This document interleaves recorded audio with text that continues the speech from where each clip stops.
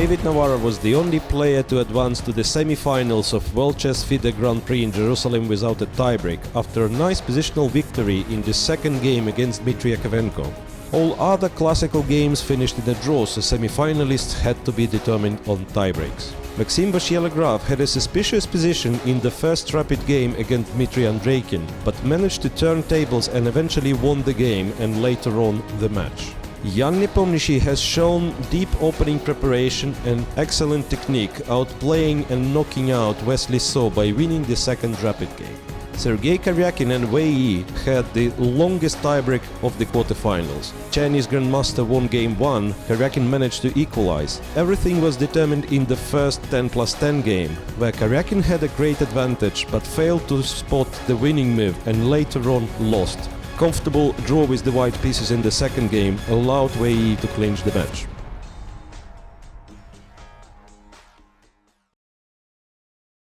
Good afternoon, everybody, and welcome to this semi-finals day of World Chess FIDE Grand Prix Jerusalem.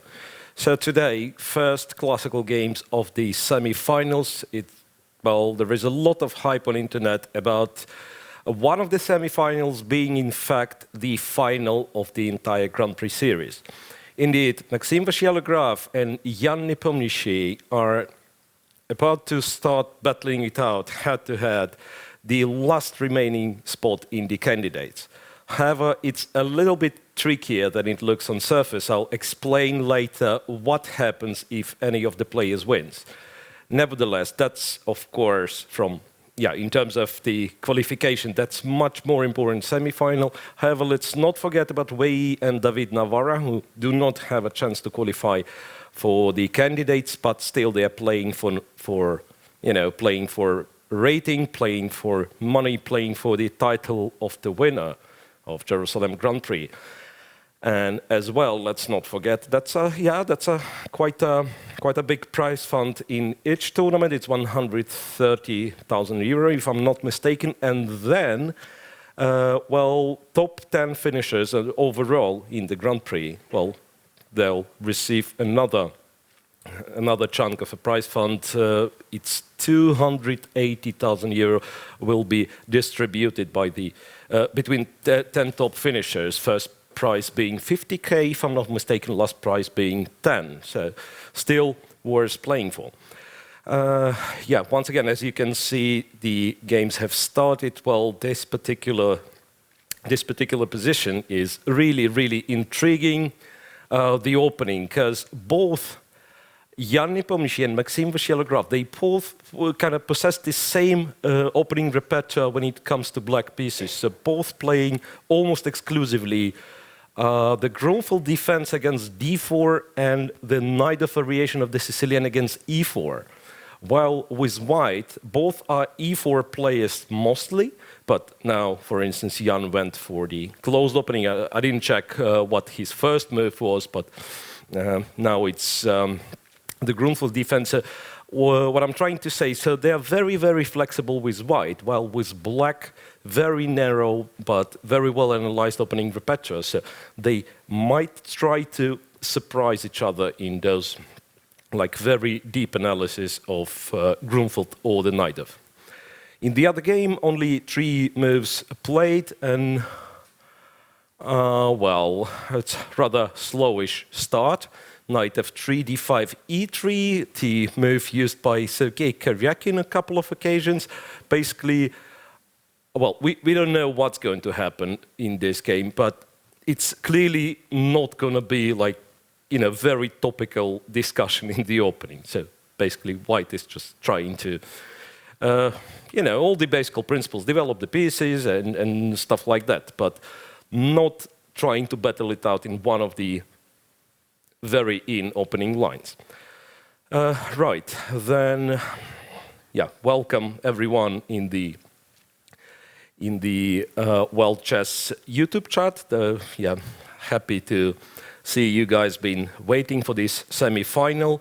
We'll start with the games in a minute or something. Answering the first question in the chat, is Peter commentating today? Well, regrettably not. I've enjoyed my time on air with Peter Swidler yesterday. Those of you who missed it, you can still go rewatch the basically rewatch about an hour of yesterday's show and then skip arena till the end because Peter left right after the first game has finished. Right, and before we progress to the actual games, once again, my duty, my pleasure, and my honor to thank those companies who made the event possible. For Sagra, strategic partner of World Chess and entire Grand Prix series, Algorand, the blockchain partner, Kaspersky, cybersecurity partner, and Ustek, the partner of the event in Jerusalem. Okay, and I believe, yeah, that's a proper time to look at the brackets once again. And yes, as I said, the semi-finals and in the upper bracket, that's the match everyone was waiting for. Well, let's say after the finish of round one, when it was, when Shahryar Mamedyarov, other potential contender for the realistic contender, there've been scenarios where Wesley So would make it, but let's be honest, I mean, we've started with three realistic with three players who realistically had chances to qualify for the candidates. Shah Mamedyarov lost in round one, and right after the finish of his match with Dmitry Akhvenko, everyone was waiting for Maxime Vachier-Lagrave and Jan Nepomniachtchi to make it to the semi-final so that we can see this direct clash between two main contenders for the last remaining spot in the candidates. However, things are, well, still quite complex. So the only result which clarifies everything immediately is Maxime Vachier-Lagrave wins the semi-finals. If he beats Jan, nobody cares any longer. Maxime is in the candidates. Jan takes third spot in the Grand Prix, and in this case is going into this pool of potential wildcarders. But Jan was already there by an average rating of last 12 months. So, well, basically his status doesn't really change. He'll be a part of, he'll probably play a match. By that point, we can say that there won't be any match tournament. It will be a match between him and Kirill Alexeyenko, the bronze medalist of a Grand Swiss. So they'll play a match, and the winner of this match will be rewarded with the wild card. Right, if Jan Nepomniachtchi wins, that kind of means nothing for both players, strangely enough. Of course, it improves Jan's odds of qualifying from 0 to, well, perhaps above 50%. But Jan will need to win the finals. Jan will need to win the finals, otherwise Maxime is still going to surpass him on those Grand Prix points.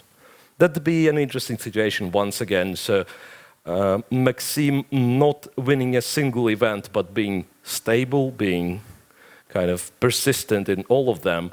And Jan might even, and Jan in fact needs to win 2 events. He has won in Moscow, then he lost in the very first round in Hamburg. So now for Jan Nepomniachtchi, the task is not only to beat Maxime Vachier-Lagrave, but then to win the very next match. Yeah, and trying to read the chat a little bit, not too... Yeah, thanks guys for greeting me, I greet you back. Not that many of the questions, apart from, once again, how does qualification work? I believe we've sort of made it clear. All right, and that's about the time to bring the actual position in the game on the board. I started fairly simple. D4, C4, so no tricky move orders, just your regular Kronfeld defense. Knight to F3, Bishop G7, and Queen B3, which was, I believe, in old Berg, so maybe not so old Bergs. It was referred as Russian system against the Kronfeld. Don't know what for. D takes C4 is practically forced. Queen captures, castle short, E4. And over here, black has, at the very least, 3 playable moves. One of them being A7, A6. Connect with B7, B5 idea. in which case, wait a second, what's the actual line? Bishop to e2, b5, queen b3, c5, something like that. That's one thing. The other move is bishop to g4, if I'm not mistaken, that also was played. And knight c6 is a legit move as well. So knight to c6 played. Now, white could go for d5, that's one of the lines. d5, knight moves to a5, and not quite sure. I believe queen a4 is the move, and so on. It's kind of a longish theoretical line. White instead quite quickly plays bishop e3. At least 7 playable moves. Yeah, fair enough.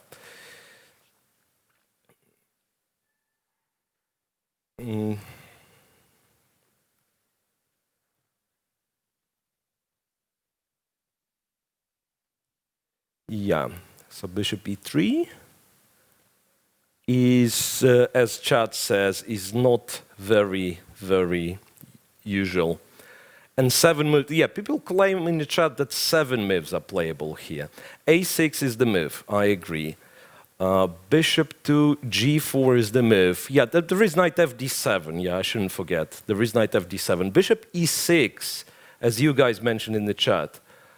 Swidler's specialty. I remember that there is like the way to lose quickly in bishop e6. That much I remember.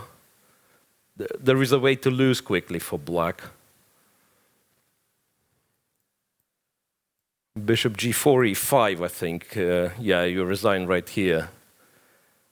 It is a play. Yeah, I take it. It is a playable move. No, but really, like the very main line is a7, a6. It would seem. The very main line is a7, a6. But yeah, you're right. I mean, quite a few moves playable. Bishop e3 is not usual, indeed.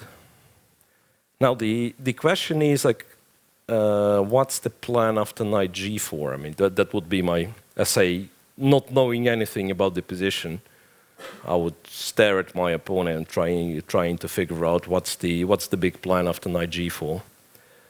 Bishop e2 is by far the main line. Yeah, could be.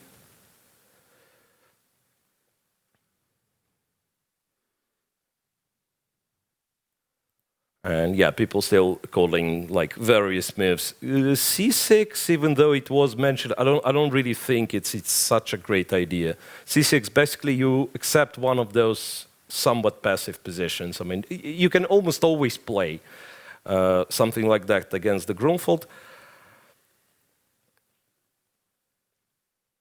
Yeah, after knight c6, apart from d5, there was also this e5, a lot of games with e5, right?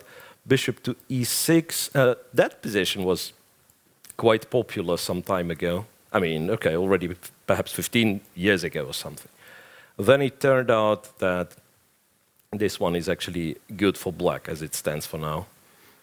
The position was really irregular material on the board, 3 minor pieces against the queen. Don't remember what the move was. I believe it was bishop e2 over bishop b3. Believe it was bishop e2. Yeah, and people were trying to play that one, but as it turns out, black has very good position in this case. Bishop e3. Right, and so first of all, a rare move.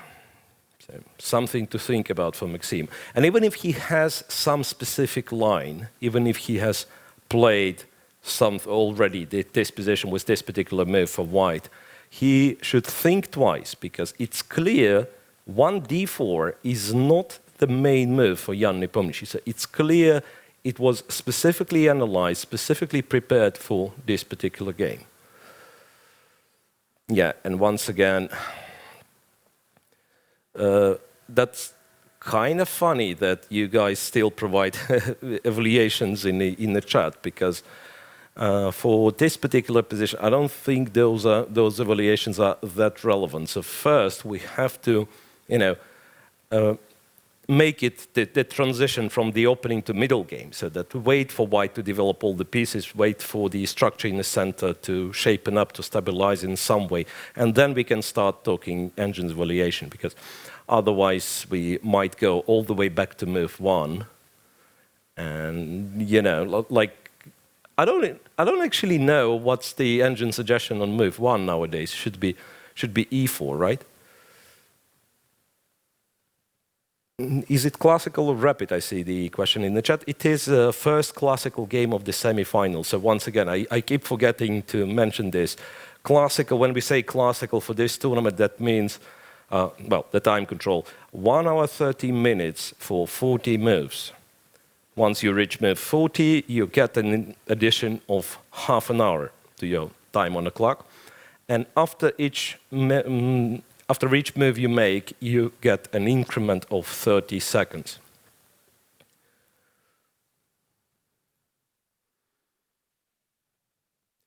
Isn't it Russian variation? Yeah, well, I thought it was called Russian variation, the Queen B3 thing. And then knight to C6, once again, I'm not really good at remembering the names of the openings, but I believe it was called Smyslov variation, and particularly this knight to C6 move. So I'm really wondering, bishop E3, what's the reaction to knight G4? Because that would be my move of choice. I mean, once again, if I don't know much about the position, imagine it's a blitz game and my opponent goes bishop E3. I would think, well, probably the guy has confused something, kind of forgotten to play H3 before going bishop E3, because knight G4 looks quite attractive. Basically, I stop calculating if he doesn't move the bishop, like he does anything else, like bishop E2, I just snap take on E3 and very happy. Maybe for no reason. That's another question. Maybe there is no reason for all black to be happy, in fact. It could be. But yeah, but the feeling is like white will have to move the bishop for a second time, and then I'm not sure if he can. Wait a second, bishop E3, it seems that I can capture on D4, right? Seems that I can capture on D4. I don't see what's wrong with that one. All right, so after knight G4 then, it's probably some sort of E5 then, trying to block the G7 guy, say knight E3, F3. Could this be the case? Because I remember a long time ago, I've won one game like that in this structure, but again, I have no idea how relevant it is to the actual position. So this structure sometimes works for white. So letting black to trade on E3, but block his G7 guy, so it is passive. I don't know, once again, how passive it is in this particular position, because bishop H6 will be a move at some point. Targeting E3. Yeah, but really, knight G4 looks like a move in question. Knight G4 runs into castle long. Well, castle long or rook D1. Yeah, I suspect castle long. But still, So we take, and wait a second, and can we play E5 with black? Because that'd be kind of critical move. From the structure standpoint. So play E5, we are not that scared of D5 typically, having the dark square bishop, which later on will go to H6. Right, let's mark it with green, that's a good bishop. Yeah, but the problem with E5 might be that white actually takes, which is horrendous from the positional standpoint, right? I mean, having those triple pawns, and very likely black's going to be able to capture on E5. Yeah, but there might be some tactical issues straight away. Because queen doesn't have very comfortable square to go. After queen E8, there might be issues with knight D5. Even though I don't see how it works. Yeah, black goes queen E8. And what they do, because knight D5 seemingly runs into knight takes E5, attacking the queen. So white has no time to capture on C7. Not sure. And rook d1 instead of castle wouldn't really help. Like having the king on e1 doesn't really help white. Okay, so it might be that de5 doesn't work for white.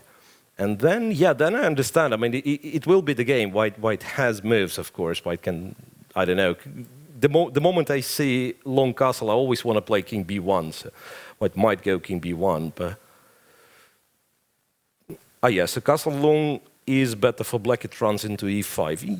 Yeah, I wasn't sure of the, kind of tactical side of the e7, e5 move, but that's a very, very typical move in this structure. If white lets you take on e3 and captures with the pawn, that's the, say, okay, we play a silly move, and then that's the structure white wants, so that the bishop is passive, right?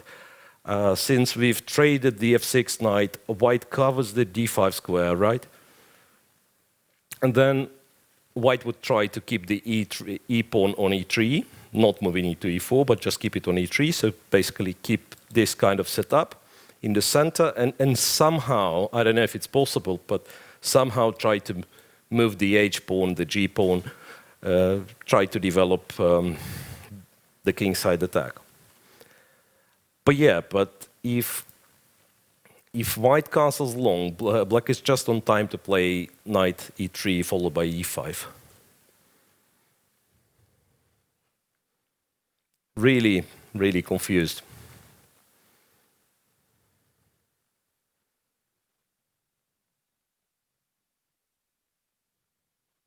And wheel doesn't look comfortable.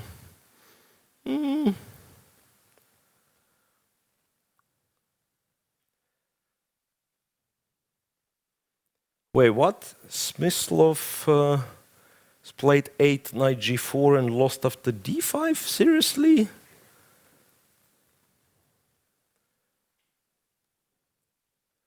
Aha.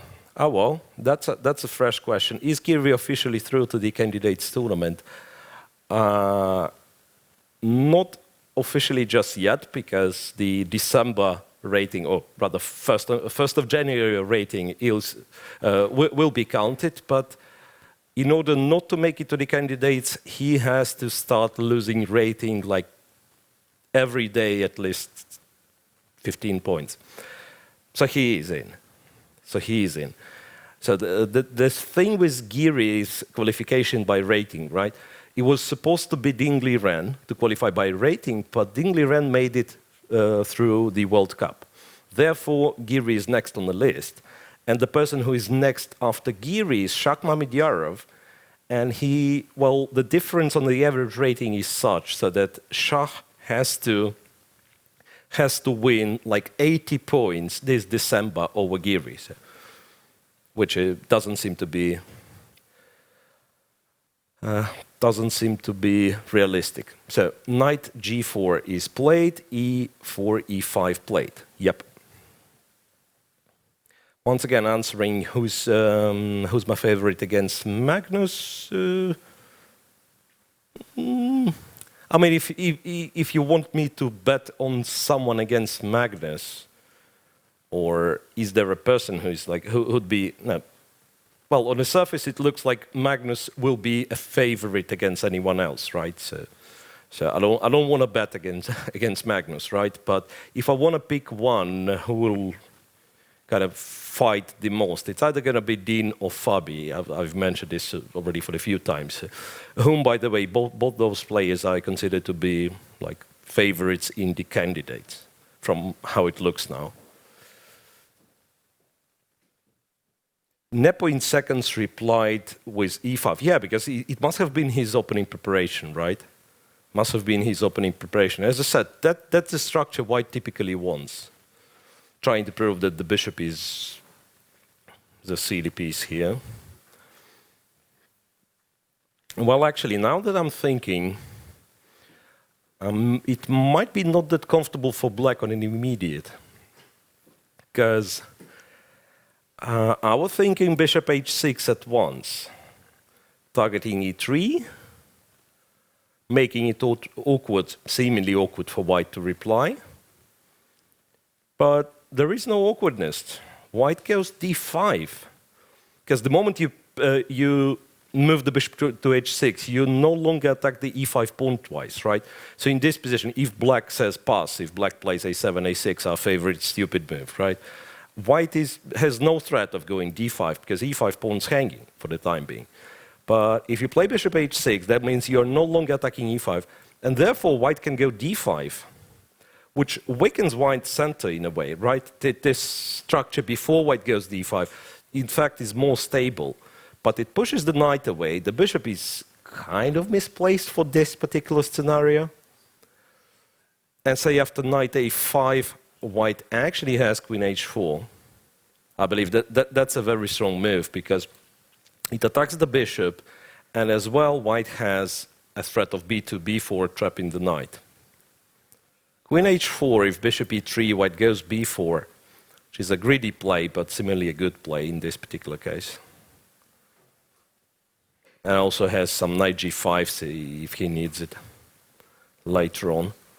So yeah, so bishop h6 is not yet a move. For that, black has to prepare in some way.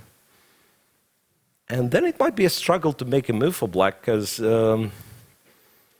well, bishop g4 is the possibility, but do you really want to capture on f3 will be my question. Say white does this, which is probably not the most, say, not the most clever idea, just to go h3, but still, let's clarify the situation. If black captures, white should be able to build, yeah, h4 to prevent queen h4, by the way, right? So h3, h4 just to block this square. And if f6 happens, I mean, you can take on e6, but just in a schematic way. That's a kind of a structure white wants in the center. So if he can support e5 pawn with both with d pawn and f pawn, that should be very good for white. So, well, so it's not as simple as it originally looked. And the bishop on e3 is not taken just yet. That's curious. Might make sense, because if you capture on e3, you don't have bishop e6. So that makes difference, right? Now bishop e6 can be answered with d5 once again. And black apparently loses material. Both guys attacked. After knight a5, there should be some. Queen b5 should win the horse on a5. Or the bishop, right? While if you go bishop e6 instead of capture, if you go bishop e6 immediately, in case of d5, you do have knight c6 captures on e5, and then bishop will run away. However, Maxim decides to take on e3 and go bishop g4. So let's see if white has a better move than my h2, h3, which even in our line that I've declared to be good for white, it was a tempo loss, right? After h3 and trade here, e6, I was myself playing h3, h4, so you can understand h3 seems to be a waste of time. So you'd rather look for a developing move. I suspect bishop e2 should be good enough. So you go bishop e2, e6, you probably castle short by that point. There is also merit in like going knight e4 early to prevent black from comfortable f7, f6 push. h3 is best, interestingly.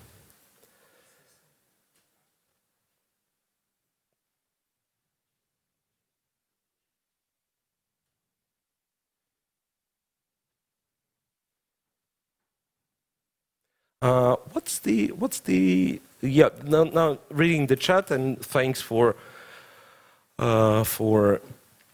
updating me with the station with the database, but I don't quite get the discussion about Alekhine, Bogolubov, those players of the past. Looks like bishop g4 was the novelty, right? And h3 is interestingly the best move. So as much as I wanted to save a tempo on h2, h3, perhaps it is the best move. And it turns out over here, at least if we, if the person who wrote this comment has the updated database, it turns out that it's like 5 games in the database altogether. Black has tried bishop e6, black has tried knight takes e3, and there was a game with knight a5. Yes, as I said, bishop e6 would make sense because there is no d5 just yet. Therefore, it would have been a possible move, right? Drive the queen somewhere away. As I have the queen a4, for instance, now you can actually trade and try to go bishop h6. I don't know if it works, but at least there is no d5, it would seem. Maybe there is. So it might lead to some crazy positions, like black's supposed to capture on d5 now. Castle alone doesn't really work, but rook d1 might work. Rook to d1 and mid e6 with e4. Maybe there is nothing crazy about this position. Maybe it's just, just almost winning for white or just winning for white. Okay, so this situation clarifies. Jan goes h2, h3 after bishop g4. Once again, knight e3 played, bishop bishop to g4, h3, bishop takes, pawn takes. All that played.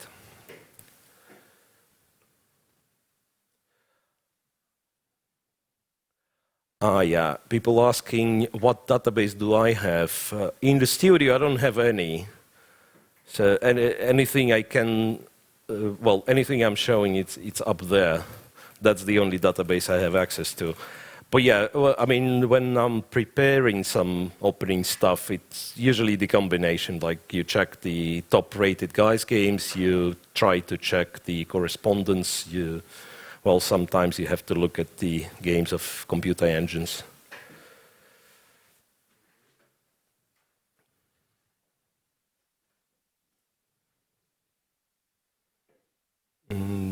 Okay, interesting version if Vichy would be stronger than Dean and Fabi in classical if he qualifies. I doubt it seriously. Because Vichy had his shots against Magnus, he had 2 matches and it didn't really work out for him very well. Yes, so far I've actually managed to guess quite a few moves in a row. Black has played e7, e6, and white replied. Yeah, as I said, that's very important to stop black from playing queen h4. Even like, say, we castle long, so queen h4 is not a check, queen h4 is not that disturbing, but still, putting a queen on h4 here with potential queen f2s and stuff, and maybe some knight e5, like let's say if white forgets the bishop from f1, has to protect the queen. If white plays some silly nonsense, why would you play bishop g2? Just to outline the tactical idea, bishop e5 and you can't. So overall it will be a very nice placement for black's queen. Therefore h4 is, maybe not obvious, but a very, very logical move. Knight to e7. So relocating this knight from c6 can go to f5, can go to d5. I suspect knight f5 is what Maxime Vachier-Lagrave is planning. Question is how white is supposed to deal with it. Because you can play bishop d3 in order to trade on f5 if the knight appears there. You can, say, play f4, so that after knight f5 you guard your e3 pawn and you sacrifice the h pawn. Kind of saying, I don't need it. But there is no, it's kind of awkward to make a move here, right? It's like there is no obviously comfortable way to guard the e3 pawn. So you can't play, queen e2 doesn't look a comfortable move and it allows knight g3, right? So it's like king f2 maybe. King f2 might be the move here, where black captures, for instance. Now, in order to prove that you have, in order to prove an immediate advantage, white has to try it for e4 to, to stop knight from returning to f5 and try to trap it. Well, in fact, white kind of threatens king g3 and take the knight on h4. Yeah, but it doesn't feel that great, right? Some f6 is possible, and I don't know what's happening. Or, oh, wait a second, f6 is not possible, f6 is awkward. f5 might be possible, strangely enough. So you give away this one with a check, but then, you know, white's position might just fall apart like this. So it'd be really messy. Maybe not, maybe king g3 wins. Not sure. Anyway, it does look like an alternative to bishop d3, but still I don't see why wouldn't you play bishop d3, which is a very natural move. Which is a very, very natural move. e4 first here. You know what? I take it. It's like I felt that there should be something wrong with e3, e4. But maybe it is possible. Well, then you have to watch out for stuff like c5. Because your d4 pawn becomes vulnerable. And it might be that you're unable to keep it. And if d4 pawn goes, then more or less all the other pawns going. Rook to c8, yeah, you have to take with the queen, because this should be good for black, right? The bishop comes out of the cage, becomes a monster. Black all of a sudden gets a lot of control over dark squares. So logically, you're supposed to take with the queen, then black goes rook c8, and similarly, you don't have a good square for your own queen. It's like you'll have to gamble with some sort of queen d6, because, for instance, the pawn grabbing doesn't have to be good. Knight to c6, queen b7, queen d4, everything falls apart, right? So you really, really want to keep the bishop on g7 blocked, and therefore the move to look at is f4 and not e4. Yeah, so I'm afraid e4 is, after all, is not that great here.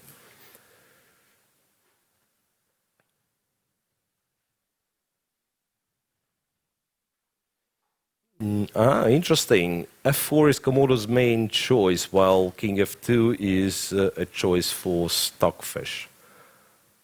Yeah, king f2 kind of makes sense as well, right? So that we guard e3 pawn in advance, and then after knight wait a second, but what happens after knight f5 then?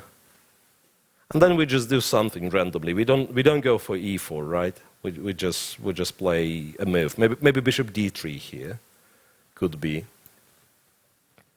or once again h4, f4, pardon.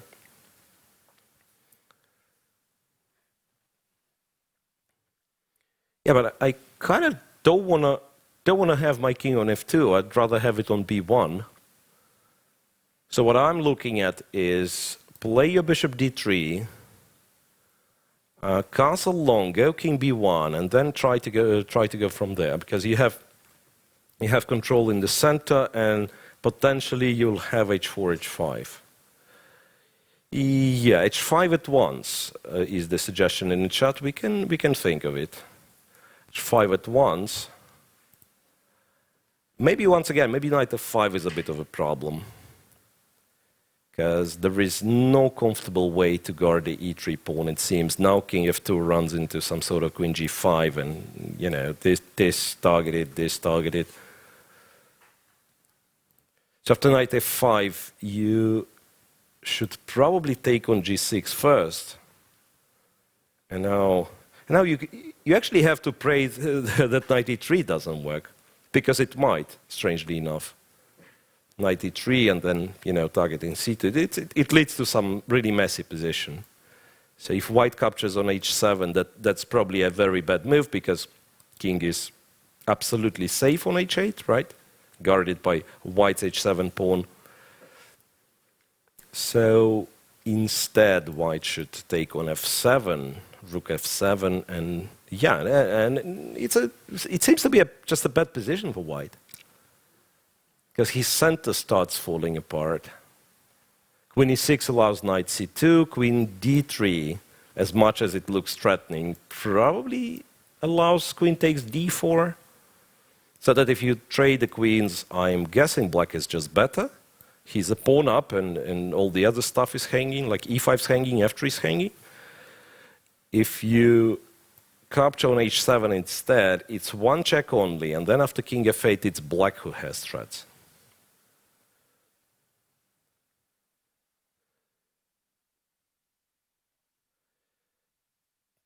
Why is e4 not a good move?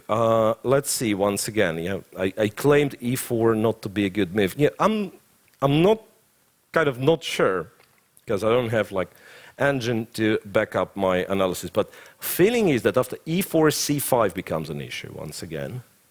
I've already said that, but as people keep questioning, yeah, c5 becomes an issue where d takes c5, bishop e5 looks very attractive for black, and queen c5 doesn't seem to work because of rook c8, and then...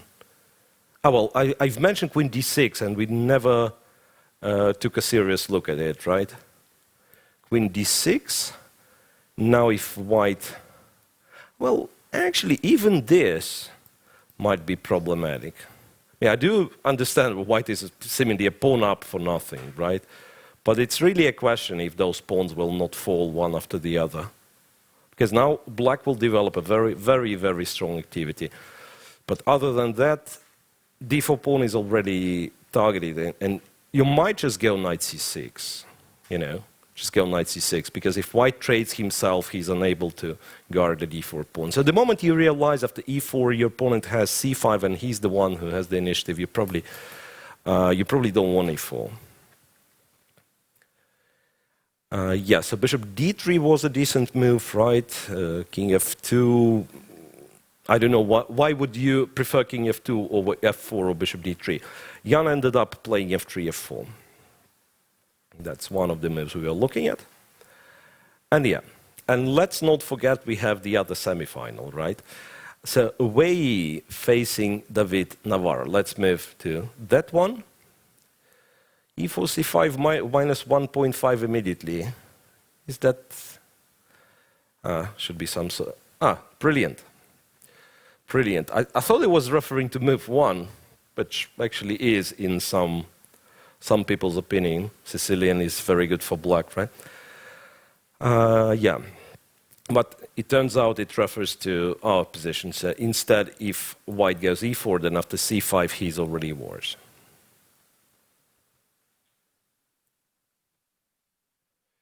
Okay, so we move to the other semifinal. We move to Wei and David Navarro. Very, very original opening position do we have after 10 moves. So far, nothing too surprising. I don't even know if this particular setup has a specific name. It's kind of black is playing his usual Meran setup or semi-Slav setup, something. Yeah, well, in our game, still keeping the knight on b8, not developing to d7.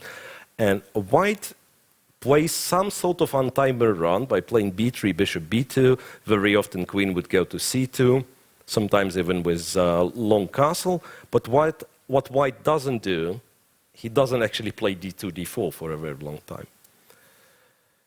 So bishop d6, bishop goes to b2, castle short, bishop e2. Yeah, that was considered to be like a key position here, because for white you really have to do something about black playing e6, e5 very next move, building a very strong center. So moves like queen c2 were tried, for instance, so that in case of e5 you capture on d5, and then there is a whole different world if black captures with the knight. Then we are playing some sort of Paulsen Sicilian or Taimanov Sicilian with, with colors reversed, with white pretending being black and having an extra tempo, like you go a3, you sometimes put the bishop to d3, sometimes just bishop e2 castle. Very much Sicilian, but with colors reversed, right?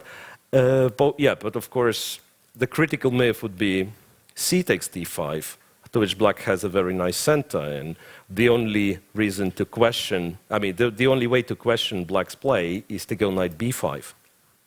so that he can't move the d6 bishop. White is getting a pair of bishops advantage.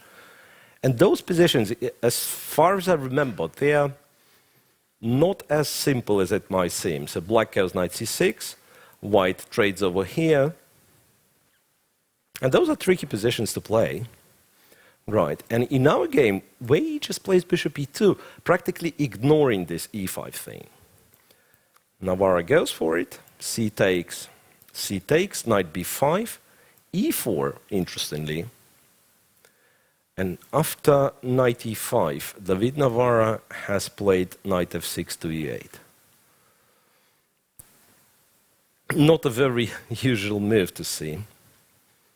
I mean, that's not how you typically react to White's setup. But it has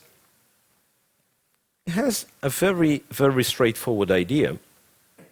You want to play f6, chase the knight to g4, and then trap it with h5, like it happens, for instance, in this line. White castles, you go f6. After knight g4, go h5. Here you go. The knight on g4 is trapped. Right, so White has to react in some way. The question is, how is he supposed to react?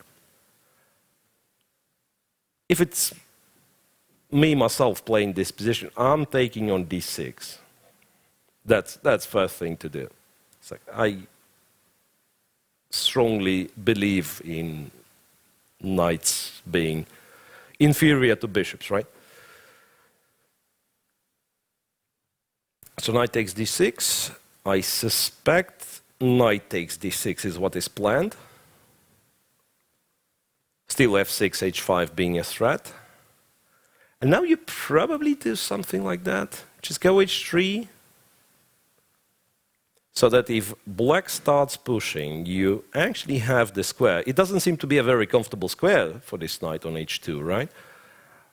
But since black allowed the exchange of his dark square bishop, the bishop on b2 is in fact very, very powerful. I mean, not for now with those pawns being g7 and f6, but potentially, because sooner or later black will have to overextend even further. So now h5 pawn is hanging, like if you go h4, you allow this knight back to g4, now it will be sitting there kind of irritating. If you go f5, you open the diagonal. Once again, you give this knight a square on e5. So for instance, like white didn't move at all, it would seem, while black has played 4 moves with the pawns, right? While black has moved 4 moves with the pawns. I don't think if black improved his position, I mean, I don't know if black improved his position necessarily by doing all that, like getting a pawn on h4, getting a pawn on f5. So if white, especially if white is in time to run away to the queen side, like move the queen, castle long, go king b1 quickly. If white has time to do that, then his position is just great. People in chat say h4 and not h3. Let's see. And it turns out there was such a game, and Ivanchuk has played f3 instead of... that's another interesting point. So Ivanchuk has played f3 instead of h3, right? h4, there was a reason I didn't like h4. I mean, I don't know why. Might be perfectly playable, you know. Might be perfectly playable. Yeah, you're right. I don't see why h4 would be worse than h3. And it turns out, yeah, this position was played. f3. f3 leads to another interesting, potentially to another interesting structure. If black plays f7, f6, same thing, attacks the knight, and after knight g4, captures on g4. Because it would seem white's structure is sort of inferior, right? You take with the pawn towards the sides of the board. I mean, typically you want to take towards the center, right? So imagine, I mean, h3, f6, knight g4, and all of a sudden black captures on g4, which is undeniably a terrible move in this position. And not only because after bishop g4 white has a pair of bishops, but h4 seems to be even stronger, right? So you take with your pawns towards the center, so you kind of increase your influence in the center. At the same time, the rook from h1 already starts playing, doesn't need any further development. Yeah, after f3, the situation is somewhat trickier, right? Because, oh, wait a sec, yeah. f3, black goes f6, he can take. But still, having the semi-open f-file kind of helps potentially. So now, white no longer needs to look for a long castle. He can castle short. Now he's going to look for various maneuvers like that, queen to e1 and then to g3.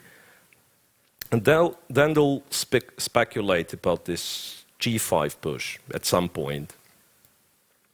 All that to try to open the diagonal for a b2 bishop. So once again, it's not recommended to trade the bishop on g4. I don't think it is recommended to trade the bishop on g4. And way he's thinking after knight e8, so he's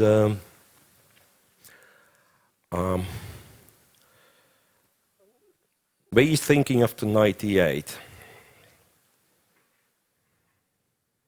So he's not yet sure if he wants to take on d6, and perhaps there are some other options for Wei, which honestly, I'm not sure what else does he do here.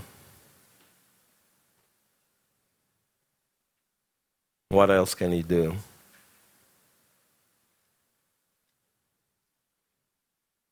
You might say, like, the bishop is not running away, and for instance, you might say, I want to play f4 first. Yeah, f4, by the way, is another legit move. And that might be the reason why you would postpone capturing on d6, so that you play f4, and if you capture on d6 first and play f4, then f5 is a nice square for black knight. So maybe you keep the knight on e8 for now, you go f4 here, and then wait for black to react. And only then you'll capture on d6.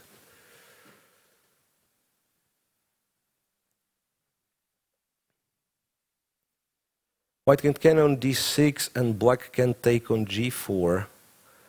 Once rook c1, f6.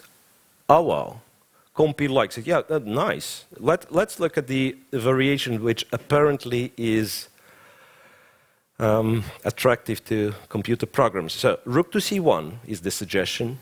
We blunder the horse. The horse gets caught, and then we capture on f6. How does that work? Wait a second. We capture on f6. Now, if the knight takes, I suspect it's rook c8 followed by knight d6, right? We second exchange for the pawn. The knight, if there is nothing better, can run away to d4. Yeah, I can see potential compensation here. Yeah, it's already a pawn for an exchange plus h5 is hanging. Yeah, this looks nice. So the actual line goes knight f6, g takes f6, and bishop to h5. And it does seem to be that white has a very interesting play for the piece he sacrifices. He's getting 2 pawns. The king on g8 is, well, vulnerable. It might run into something. White already threatens, like, takes on c8 and e8 in a different order and then capture the d6 bishop, right? Like, for me, a6 once again. Well, did you notice, guys, the moment I want to make a stupid move, there is always a7, a6 at the rescue, right? So I'll say white captures on how to do it properly. Now I'm thinking, yeah, let's say we do take this, then a b5 might not be that stupid.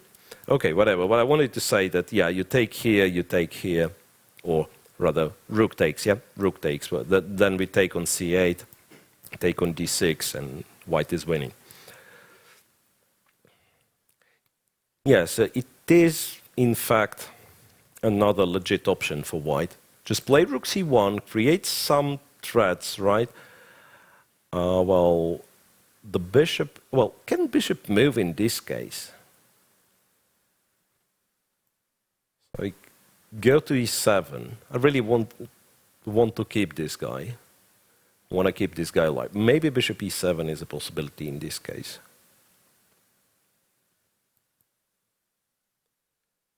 Because you can make a few moves with the tempi, right? I mean, like capture on e5, go knight c6, drive the bishop back, then maybe a6, drive a knight back. The problem is that the resulting position is still very attractive for white thanks to this b2 bishop. And yeah, and chat was providing me with, wait a second, the sort of a theoretical line from Ivan Chukropson, right? The line that was previously played. It turns out it was f3 without a capture on d6, which honestly, I don't quite understand why wouldn't you take on d6? Yeah, if you want to play f3, take the bishop first. So apparently that's what has happened in Ivanchuk's game against Robson. f3, f6, knight went to g4. Now black gets to take on g4 and plays bishop e5. Yeah, so he kind of has one more piece to fight for the d4 square. And this looks acceptable for black, right? So knight d4, black can play knight c6, challenge white's dominance over d4 square. So really, I mean, if I'm to compare those two positions, I'm a kind of bigger fan of knight d6 and f3 rather than at first f3.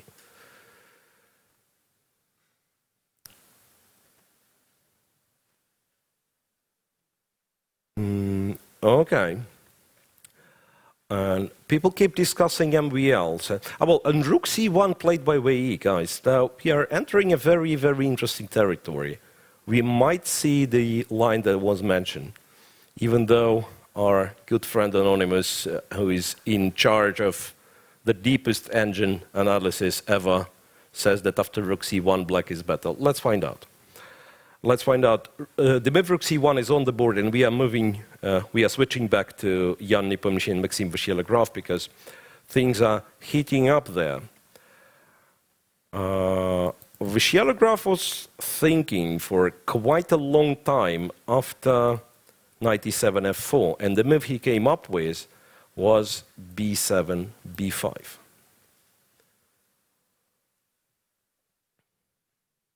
Offering a clear pawn.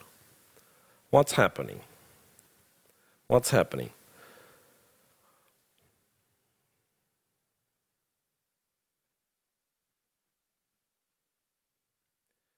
So b7, b5, what do we do? If the knight takes on b5, I suspect black uses this moment to put the knight on d5.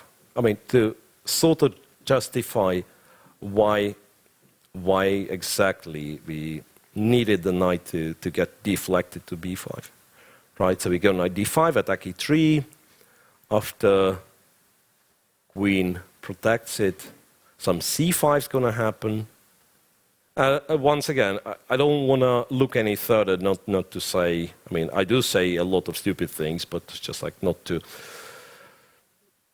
push it too far. But this does look like a typical Grunfeld play.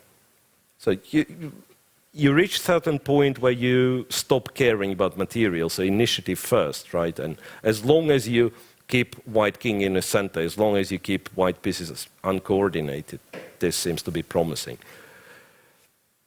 And Nepomniachtchi, as a Grunfeld player himself, he of course is aware of such things. So I suspect it might be that the pawn on b5 will not be taken. And yeah, and queen b5, I suspect rook b8 is the answer. And once again, queen e2, if you go for a greedy approach, if you want to guard your b2 pawn, is answered with c7, c5 once again. Trying to, you know, just like...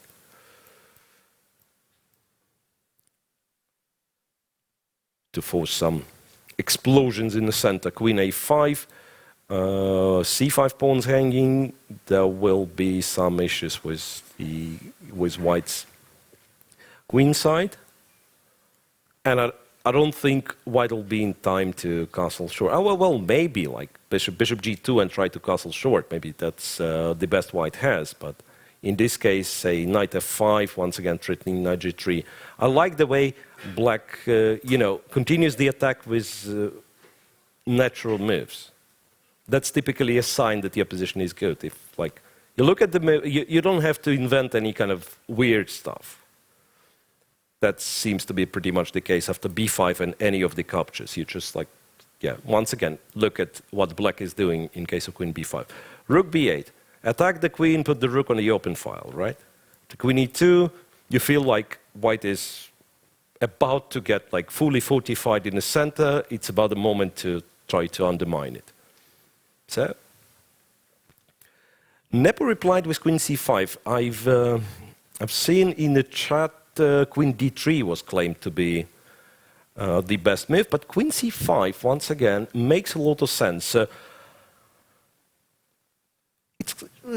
I wanted to say quite often, maybe not quite often, but it's more than once in my life. I've seen in the Grunfeld defense, white finding a really strange square for the queen, which is the c5 square. And with black bishop on g7 and typically black's pawn on e7, it turns out that it's not that easy to kick this queen away. So the queen on c5 does a good job of physically blocking c7, c5 push, right? Now the b5 pawn actually has to be taken care of, because at some point white want to take it with the bishop. And it's, of course, not the same thing as taking it with the knight or the queen, right? Because it will be, in fact, developing moves. So the bishop from f1 develops to b5 and takes the pawn in the process. Queen c5 is good, and queen d3 was good, and people say it's, well, considerably big plus for Jan Nepomniachtchi, plus 1.6. Once again, depends on how deep the engine is, because I suspect in such positions, the engine, if it's like not deep enough, if it doesn't calculate to like some critical positions, it might overvalue white's chances, because white has huge space advantage. The bishop on g7 is terrible. So if black that doesn't really break in the center, it's like in next few moves, and I don't even know how you do it, because f6, well, it does challenge, but kind of challenges the wrong pawn, right? So you wanted c5 and not f6, because f6, white might choose to react to f6 by not reacting, by going h5 or castling long, right?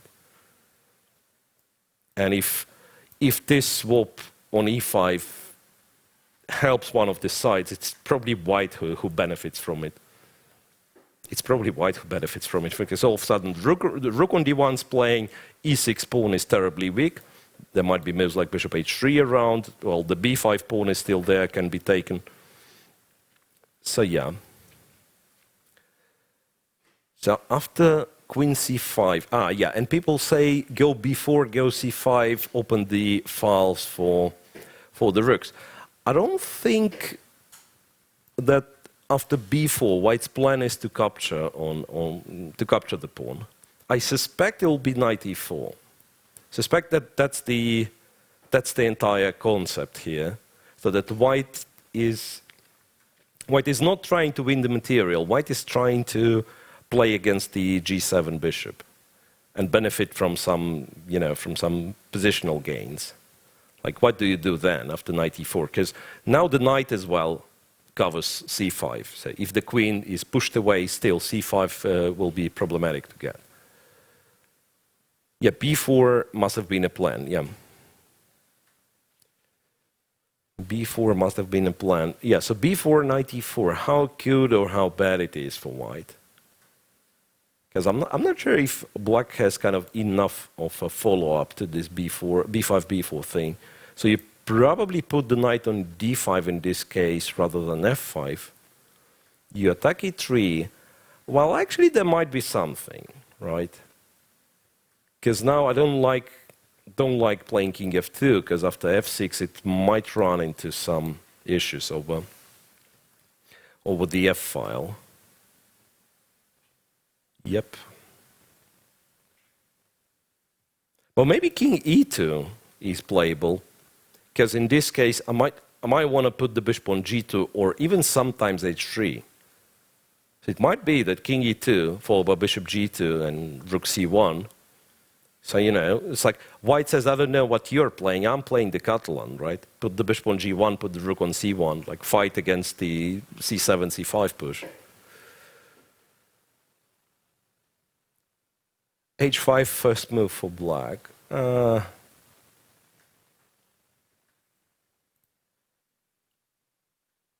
You mean in this position, seriously? Or we are discussing the other game?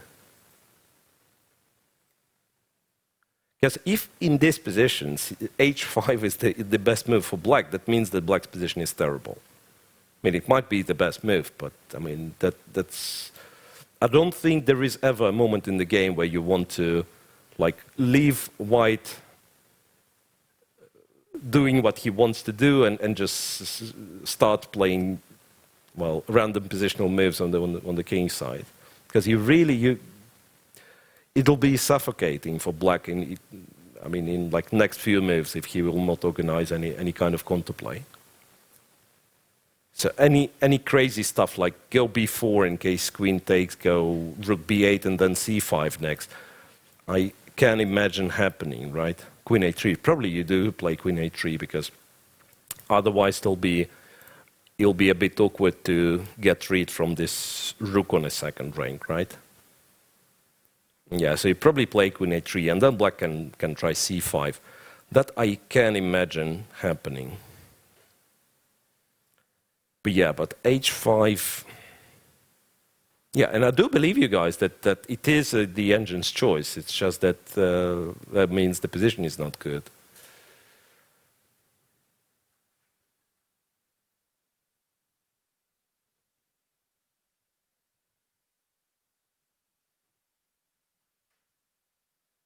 Oh yeah, that's a nice quote by Alex Grishik. Any of us would lose any position to any computer program, and therefore computer evaluation is irrelevant.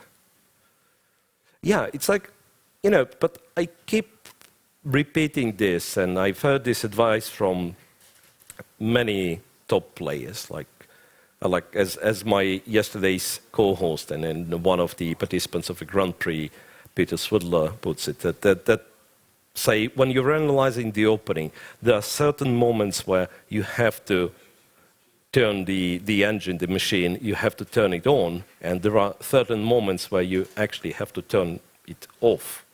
Put, you know, the resulting position on the real board, wooden board with wooden pieces, and look at it and ask yourself, am I ready to play this?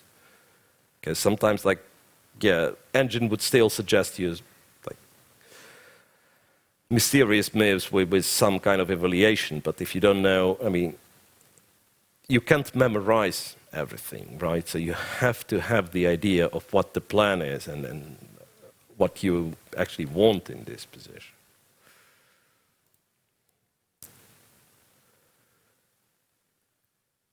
And Vial has beaten Nepo 5-0 in classical with 6 draws. Oh, that's interesting. So now, knight f5. That happens to be the only move after queen c5, according to Anonymous. Yeah, well, this I sort of can believe, but I don't know, once again, I don't know how the engine line goes. King f2, I suspect. That's what I would be trying to do. King f2. I don't really care about h4 all that much. But, you know, I mean, on the other hand, if the situation is bad, maybe just take it, like, so that we have a pawn, at the very least. The other thing to do could be go rook e8, go bishop f8, go c5. Once again, stop counting those pawns because you desperately need the counterplay with black. Maybe that's the point. So you go knight f5, you go rook e8, you go bishop f8. But once again, it does seem to be very, very slow. And yeah, rook e8. Now that I'm thinking, maybe I was too optimistic for black once again. Rook d1, and this happens, but c7, c5 part might not actually happen. And never mind, there was bishop b5 attacking the rook. No, this rook e8 is silly. The quote of Sasha, yeah, about the computer engines once again. So Grishuk said, repeating it one more time, so the computer evaluation is irrelevant because we human players, we would lose to any engine in any given position. So we don't really care. We have to use our brains. Which is fair, yeah. As long as we are not talking about like precise, sharp lines, straightforward lines where you have to remember the only move, otherwise you lose. We are talking some unusual structures and some, let's say, positions where it's all about plans and possible ideas. Yeah, I do understand computers are of great help to suggest the move, but to explain the move, you still need to think yourself, right? So knight f5, king f2, f6. Yeah, this makes more sense. Rook e8 looked terrible. Yeah, f6 makes sense. And then, wait a second, was it at the position like rook d1 being a move? Could this be right?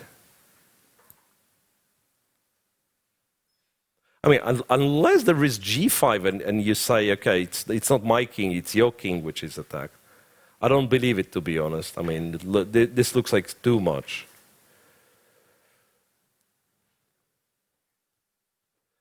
So knight f5 played. I'm not sure about rook d1. It's just a random move to see what white has as the reaction to f6. So there might be better moves than... Oh, no, wait a second. That's nonsense. Yeah, knight f5 attacks e3 pawn, so king f2 needs to be played, right? More or less.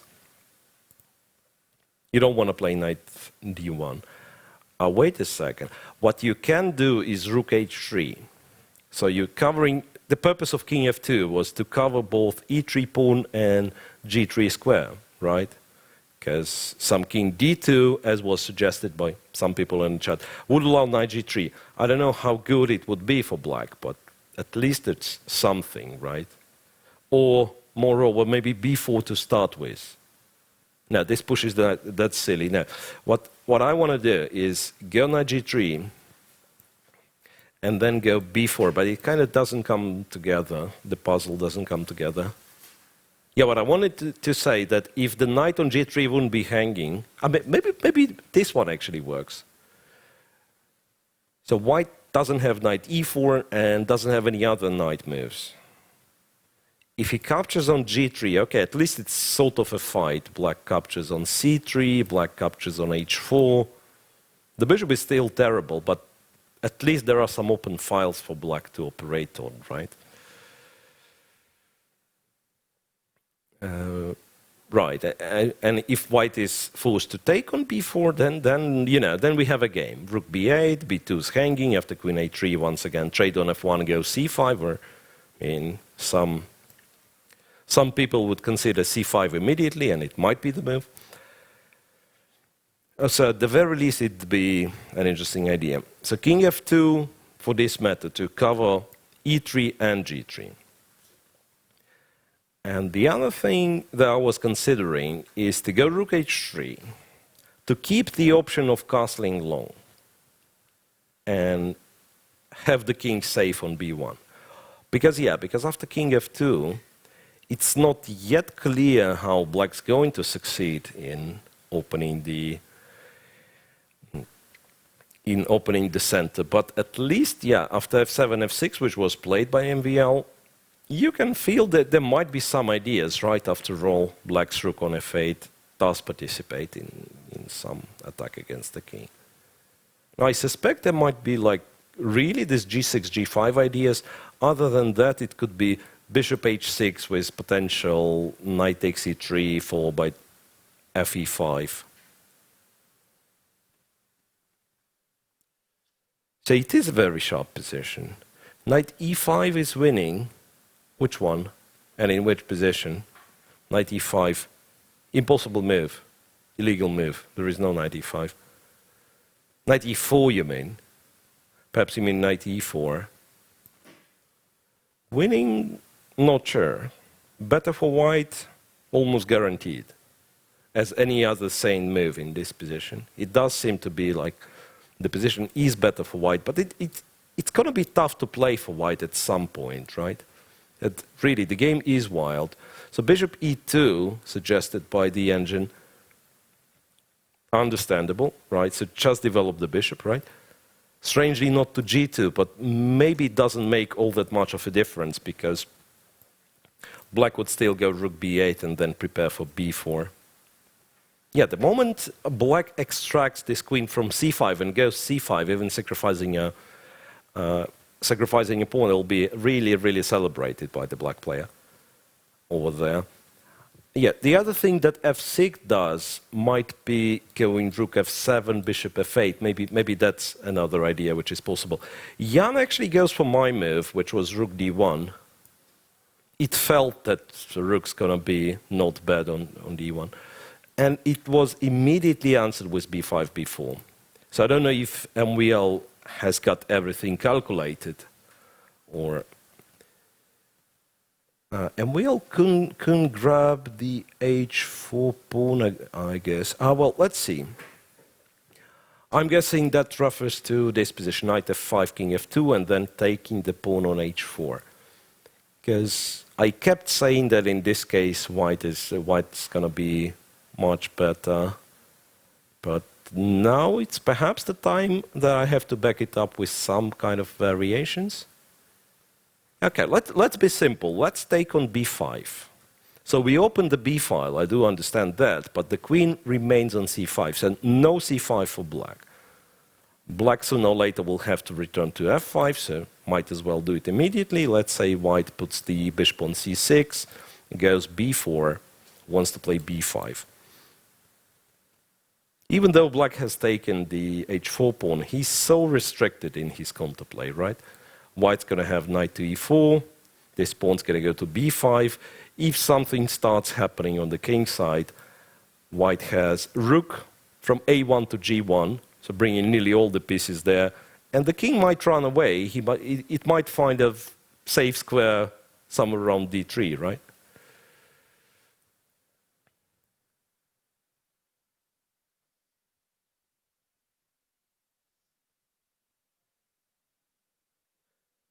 Equal with little advantage to Nepo. Haha, interesting. How could it be equal but with the advantage to one of the players at the same time? So you mean it's a very close evaluation, so perhaps rook d1 wasn't ideal, right? f6, rook d1, b4. Well, Nepo actually takes on b4, but that means the actual fight, because now rook b8 will be played quickly. That's what Maxim Bashilograph does. Rook b8 played, queen has to go to a3, I'm guessing.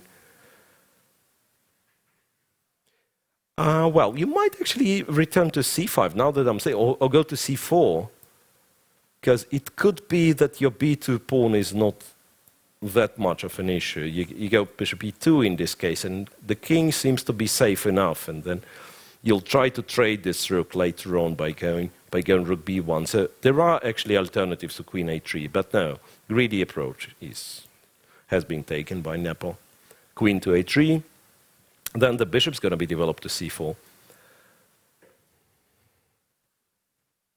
Okay, so now black is a pawn down and certainly has to prove something.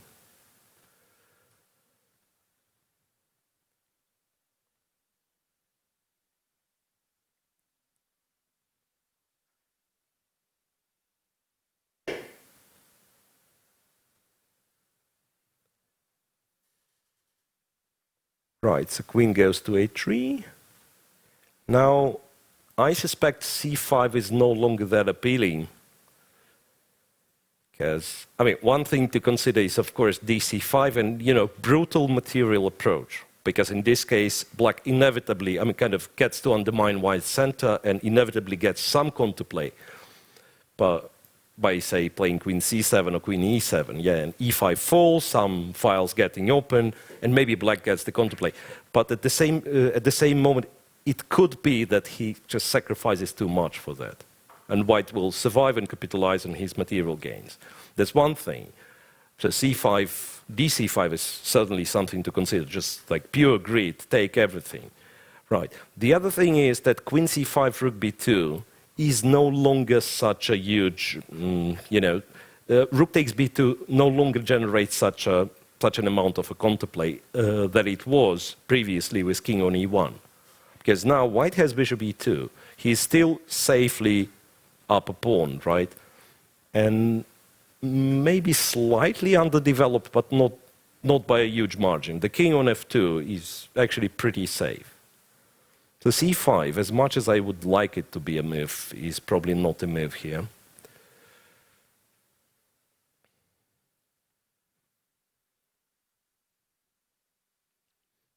Yeah, and the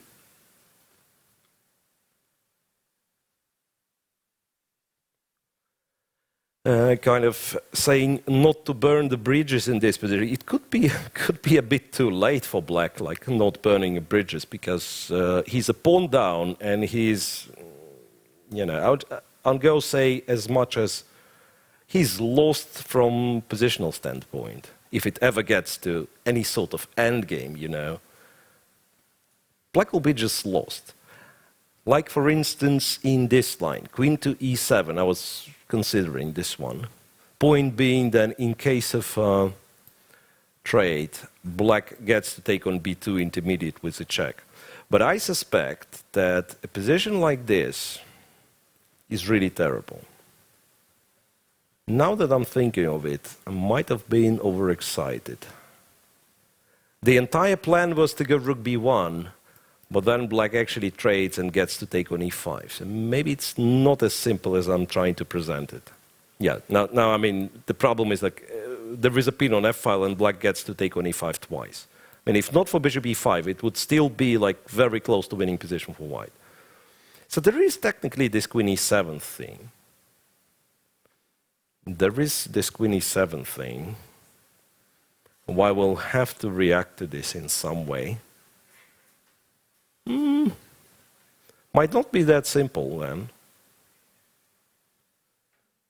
You might be taking over here after this check.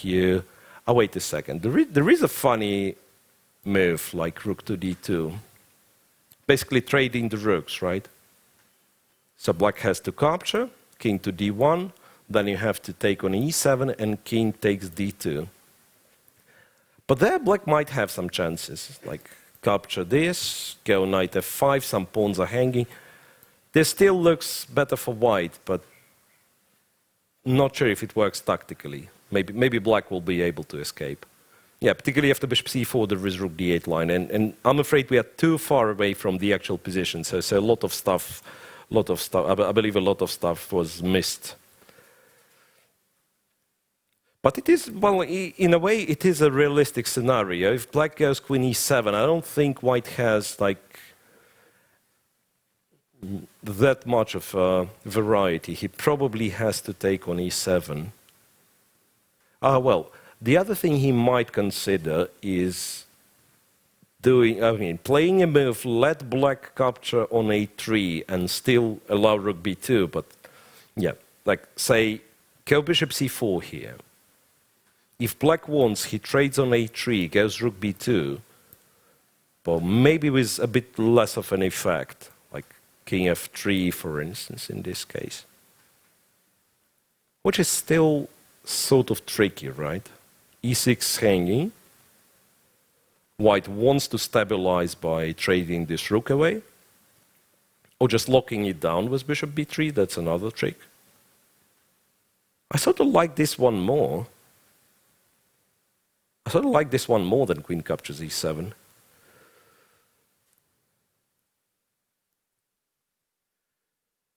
Bishop e2 was stronger than knight e4. In which moment? And maybe later on in the endgame. But I'm afraid this endgame is not happening.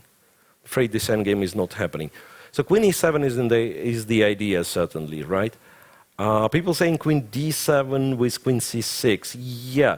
Now, I mean, it's not that I'm advocating queen e7. It's basically one of the moves which allows me, you know, to calculate some lines to show something. The other one being c5, right? But I can imagine black playing quote-unquote irrelevant move and still having the compensation. Well, Maxim is not that type of a guy who would go for an irrelevant move. He actually likes the straightforward lines, right? He calculates very well, and he likes to go for like straightforward stuff. So f takes e5, d takes e5. I suspect it will be played pretty quickly. C5 only move. Makes sense. As I said, you're probably reaching the point when you no longer care about how many pawns you have to sacrifice in order to create some counterplay against white's center. And fe5, d5, it's not that your c7 pawn is that relevant, right? White doesn't really care much about your c7 pawn. What white cares about is stabilizing the king side, developing the bishop to c4, going b3, and essentially kind of extinguishing any sort of initiative for black. As I said already, like if the position stabilizes, if like no major tactical thing is going on around, then white is winning from positional standpoint, never mind the extra pawn he has. Yeah, queen c8, queen e8, yeah. Queen c8, queen e8 are the way. Yeah, well, perhaps queen e8 in order, I mean, at least to have some queen c6 around.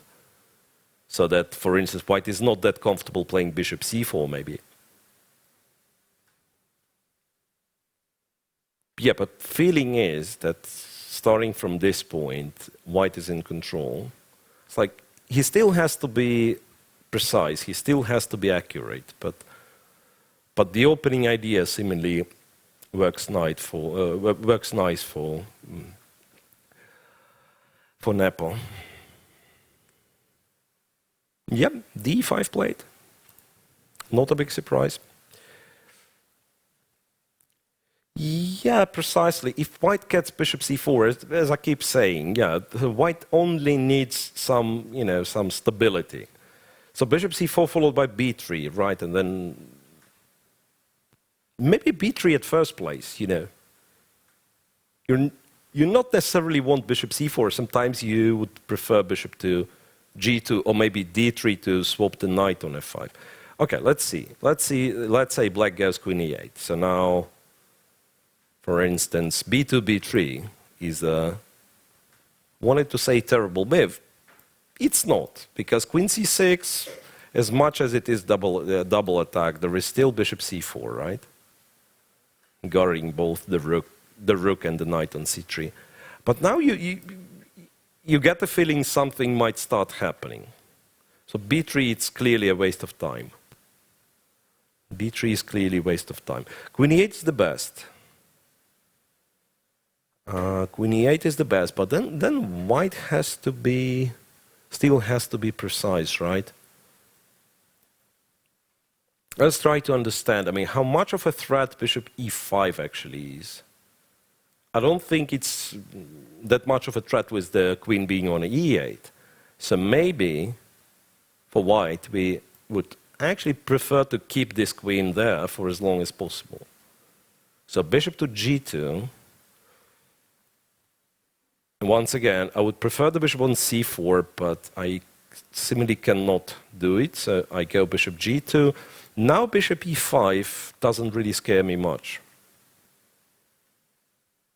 There is no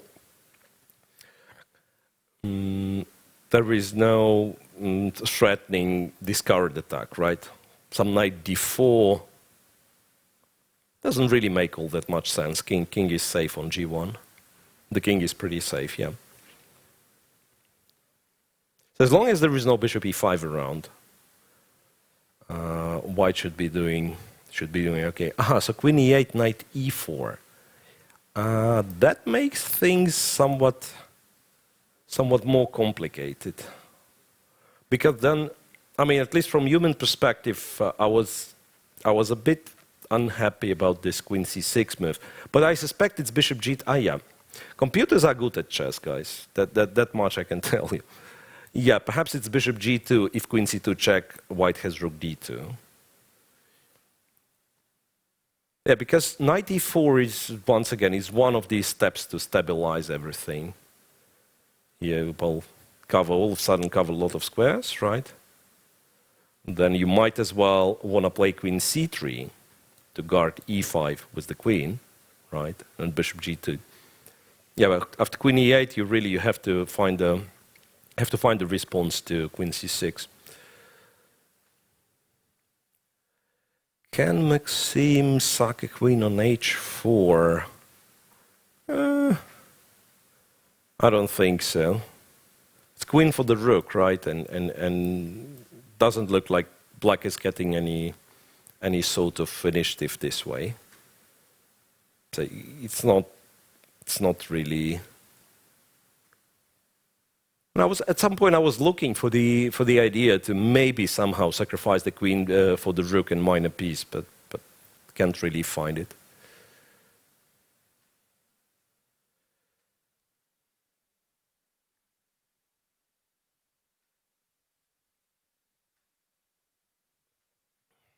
Okay, let's move to the other game maybe. Because clear that's a critical position for MVL. He's left with 35 minutes till the time control. It's moved 20 for him to play, so potentially might get into a time trouble, right? Let's see. Let's move to Wei and Navarra, where as well the position looked very, very entertaining, especially after Wei's rook c1 move. So let's find out what happened there. After f6, and I believe we had this discussion, the computer was saying knight g4, right? Wei has played queen c2 instead, attacking the c8 bishop, after which the position is getting simplified. Bishop e5, fe5, queen captures on c8, knight c6, and I wanted to say surprising decision to trade the queens, but at the same time, what else do you do? Queen b7, which you might have had thought of from afar, seems to lose after knight a5, queen a6, and rook f6. That's a move that might have been tough to spot, because, say, if you were calculating lines over there, this motif was not present in the position at all. There was a pawn on f7, right? So you might miss, like 5 moves later, this move, rook f8 to f6, will be possible and will, trap the queen. Therefore, after knight c6, white decided to trade on d8. Rook takes d8, and we just made a move, and I don't see which one. Some f3, perhaps. Okay, what's that? That should be more than acceptable for black, it seems. Here's the center. White still has the bishop, but it's kind of a wrong bishop, yeah, compared to those lines we were discussing, so that if white doesn't lose material in the process and then simply castles and somehow makes sure that the knight on e5 is safe, then the bishop on b2, which has no position, so to speak, right? It is a powerful piece. In our position here, after f3, well, you just take, I suppose. Case of bishop takes, you go a6, drive this guy back to c3, put your knight back to f6. So black has the center. And the bishop on f3, for now, is not such an impressive piece. I think Navarra is supposed to be doing okay.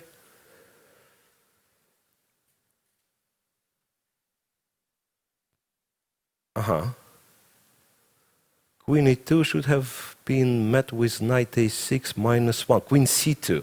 Pardon. That's interesting. Yeah, that's the moment we are missing. f6, queen c2, and should have been met with knight a6. And then black was better. Okay, so we apparently had some plan, but now that I'm looking at it, knight a6 with some knight b4 ideas, right? Why knight a6? You want to keep the bishop on c8 protected. And that was, it turns out, was better for black. It's some knight c6, as people say in the chat. I don't quite understand where it leads.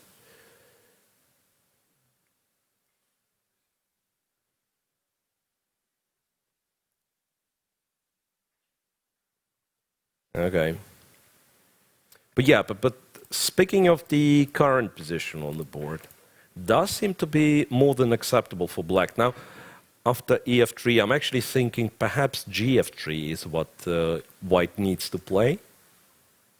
Kind of preparing the square for the king on f2. Maybe we'll try to push his h-pawn forward.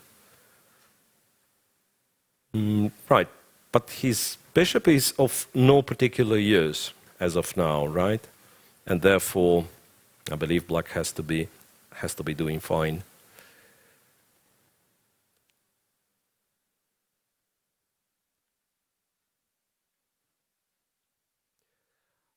So back to MVL then, I suppose, right? Because as we keep saying, that's from the qualification standpoint, from the candidates' qualification standpoint, it's much more important semi-final.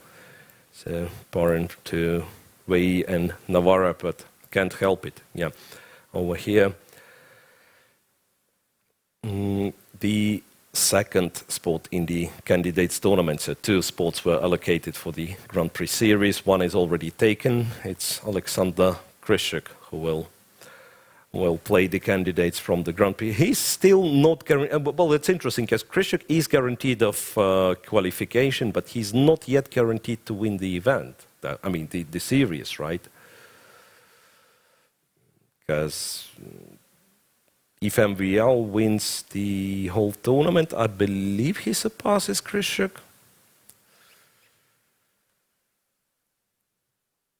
Right, so Queen E8 is on the board. And yeah, it's about the time we get a view on Jan Nepomniachtchi pondering over his moves. So Queen E8 was played by MVL.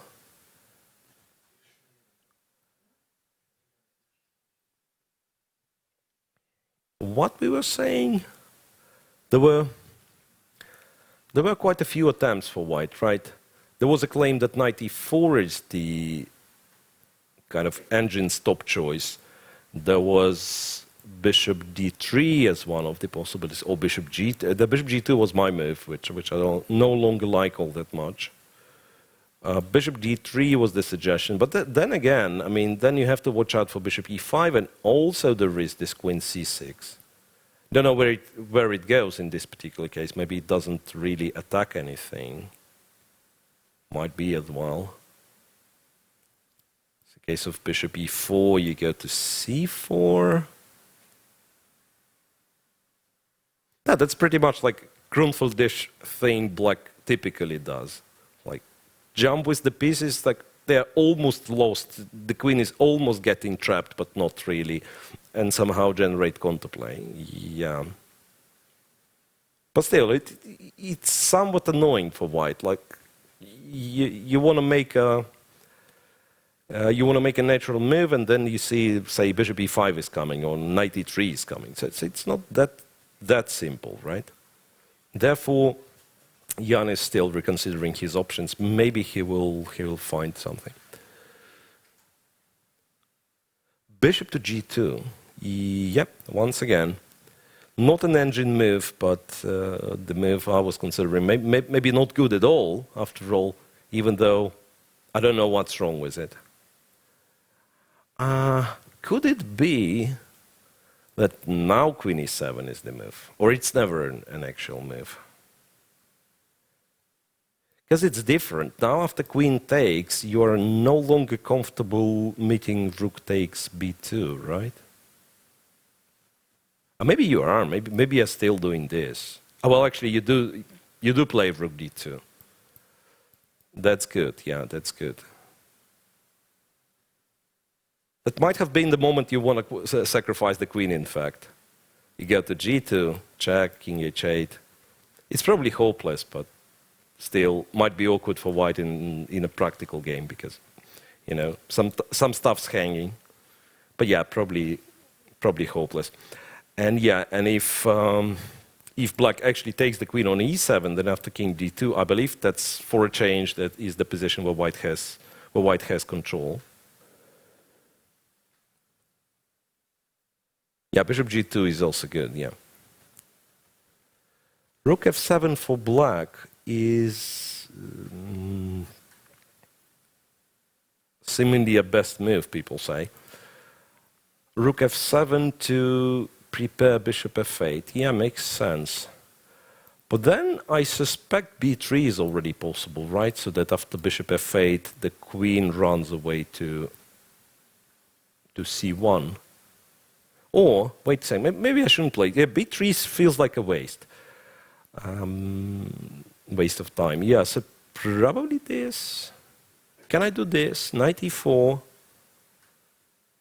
And then after bishop f8, queen c3, seemingly solidifying everything. There is also knight e4, let's not forget. Knight e4, f6. Yeah, so rook f7. I kind of like my knight e4 here. And I like my chances after knight e4. Maybe it's just a good position for white. We can like keep looking for stuff black can do. And as I said, for the practical game, it feels like there's always going to be some sort of compensation as long as the queens are on the board and white has the king on f2, right? So there's always going to be something going on. But I have less and less doubt about, the objective valuation of that one. Like a5 is forced. What do you mean forced? That's honestly, I feel like it's a tough move even to consider because it's not clear what does it do. a5 to put the rook on b4 so that you'll be able to sack something on e3 and then f4. But that's such an advanced concept. I don't think it's that easy to come up with this one.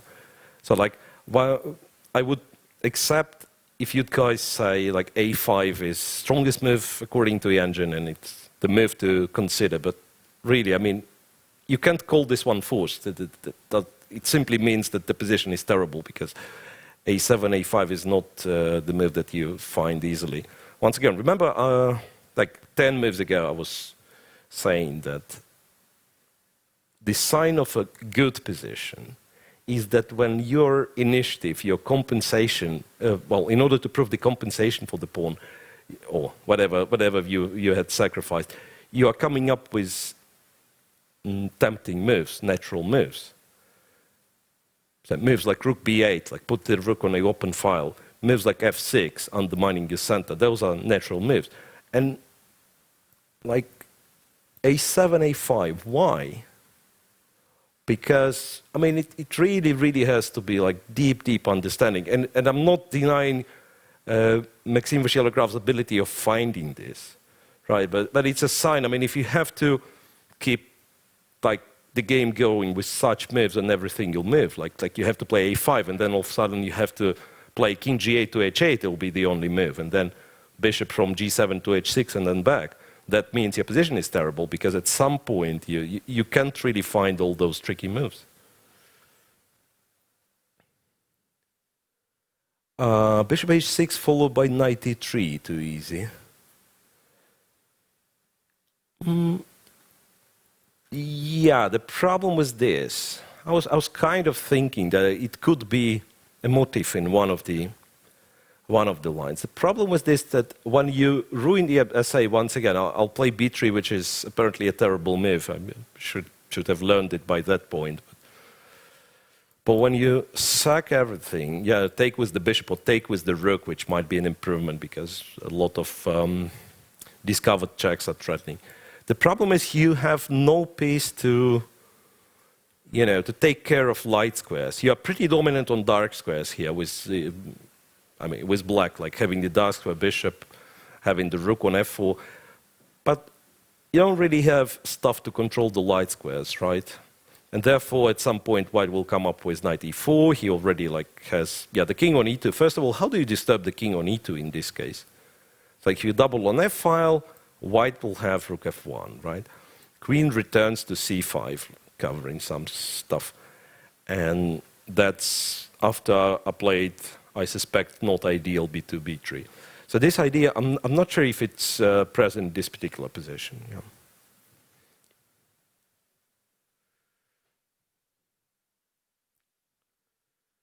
Kind of a move that Fabi can find, a5, rook b5. Yeah, well, Maxime can find it himself. It's just what I'm trying to say, that Yeah, a5.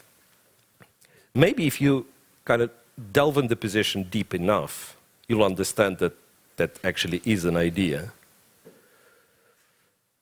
And yeah, and after a5, I was saying something about knight e4. It turns out there is queen b5. Yeah, agreed. And yeah, and here, actually, I suspect bishop e5 might become an idea. Could this be right? Bishop b5 and just take on e5, just like that. Because now, that's the stuff I was not happy with previously. The fact that the queen is kind of offside, right? I mean, it probably doesn't work for some reason, but at least you can, I mean, you can understand how it's supposed to work, right? That how you can actually understand how it's supposed to work. So black's supposed to, like, say, sacrifice on e5, open the f file, and have white pieces a bit offside. Okay, fair enough. a5 is, we agree on a5 being possible to find, and we are waiting for Maxime to prove it. That's the current position after bishop g2. After b3, there is mate in 2. Where?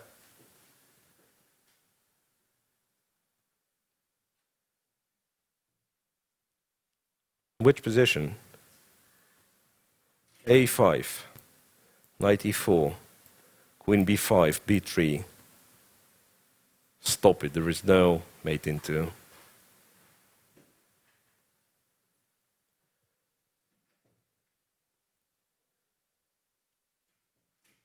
a5, knight e4, queen b5. Yeah, but I don't really see. That wasn't serious, I suppose.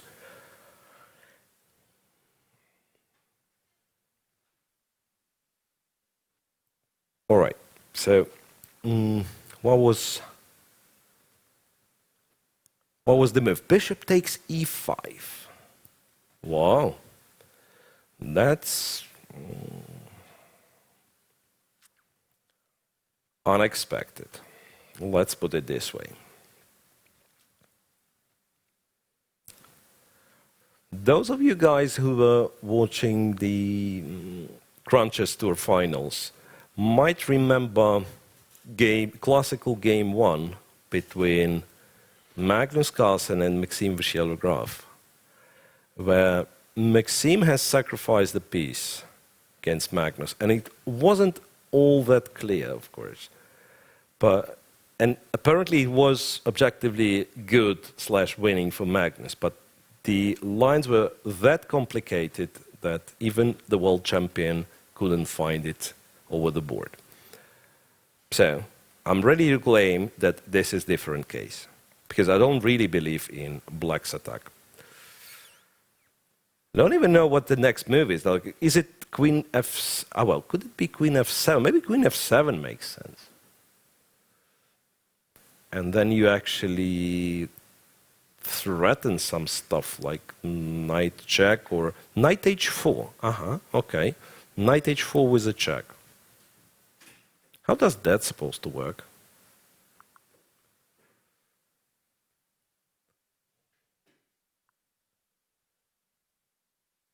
I'm kind of getting it.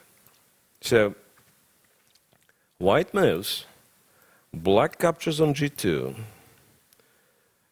apparently gives a check on c6, forces e3, and then creates some threats. I don't know what kind of threats.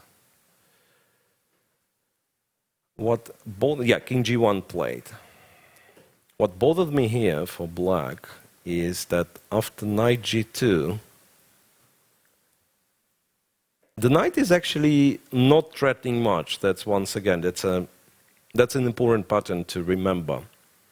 Now, when you sacrifice, say, the bishop on g7 or h7 with black being castled short, it usually represents an immediate threat. If you sacrifice the knight, you have to think of the possibility of this knight being ignored. So one of the lines I'm immediately looking at in this position is something connected with knight e4. So I'm saying this knight is not running away. What I want myself is knight f6, right? This knight is not running away. In case of queen c6, let's see who's attacking whom. Queen e7, white is winning. I'm ready to claim that in this position, because knight f6, yeah? And the knight on g2, in a way, once again, I'm probably misplaying it for black right now, but knight on g2, in a way, protects white king.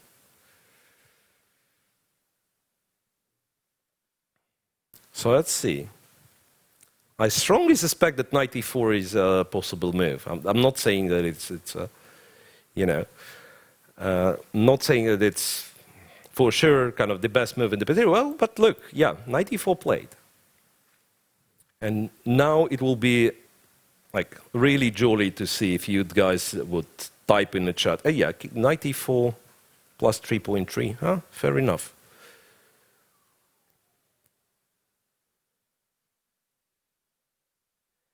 Knight e4 played. Yeah, and perhaps we are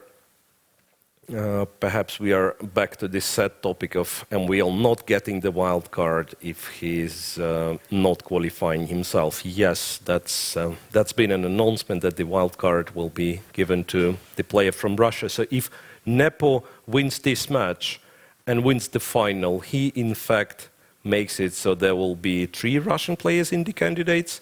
It will be himself, Alexander Grishuk, and Kirill Alexeyenko, who got the bronze and first non-qualified place in the Grand Swiss.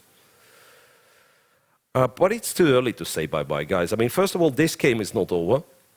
This game is not over, and there will be a second game tomorrow, in any case, where MVL is going to have white pieces, and he's capable of leveling the score. Try to recall his match against Shahryar Mamediyarov in Grand Prix Riga final.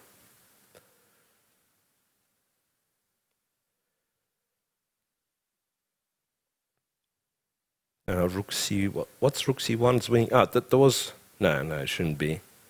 Shouldn't be. I don't think Rook c1 is the legit move here. Nepo still needs to win the final even if he beats Maxim. So that's not over just yet. Even though, you know, he would seem to me a favorite in the final if this happens.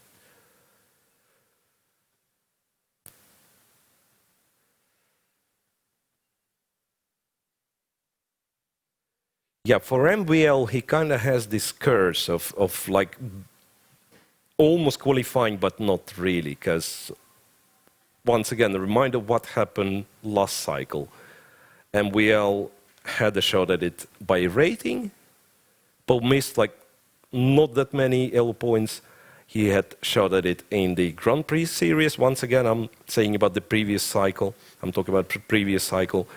And he has won one of the events, if I remember correctly, and then kind of kept minimal plus, kept making draws and stuff. And then in the ultimate event in Palma de Mallorca, or whatever it was, in Spain, that's I'm sure, he had a game in the last round against Dmitry Yakovenko. He needed to win it in order to qualify. He lost it with white, and it was Grishuk and Mamediyarov qualifying from the Grand Prix last series. And then in the World Cup, you know, last series were both finalists, same as this year, both finalists qualifying. In the World Cup, MVL in the semi-final, once again we are talking previous cycle, previous World Cup, he was leading against Aronian on a tiebreak, so he was one draw away from the final of the World Cup 2017 and the qualification spot to the candidates, and once again missed it. So from 3 possible angles. This time he also kind of, well, he only participated in 2, let's say, because he was never a consideration by rating, it would seem. And yeah, and he didn't take part in the Grand Swiss, but he has played the World Cup, once again finished in the semi-finals and even won the match for the 3rd place. And over here, once again, he was doing well, but now his chances are significantly lower, especially if he actually loses this one. Rook b8 to d8 was played. Let's find out what happens there.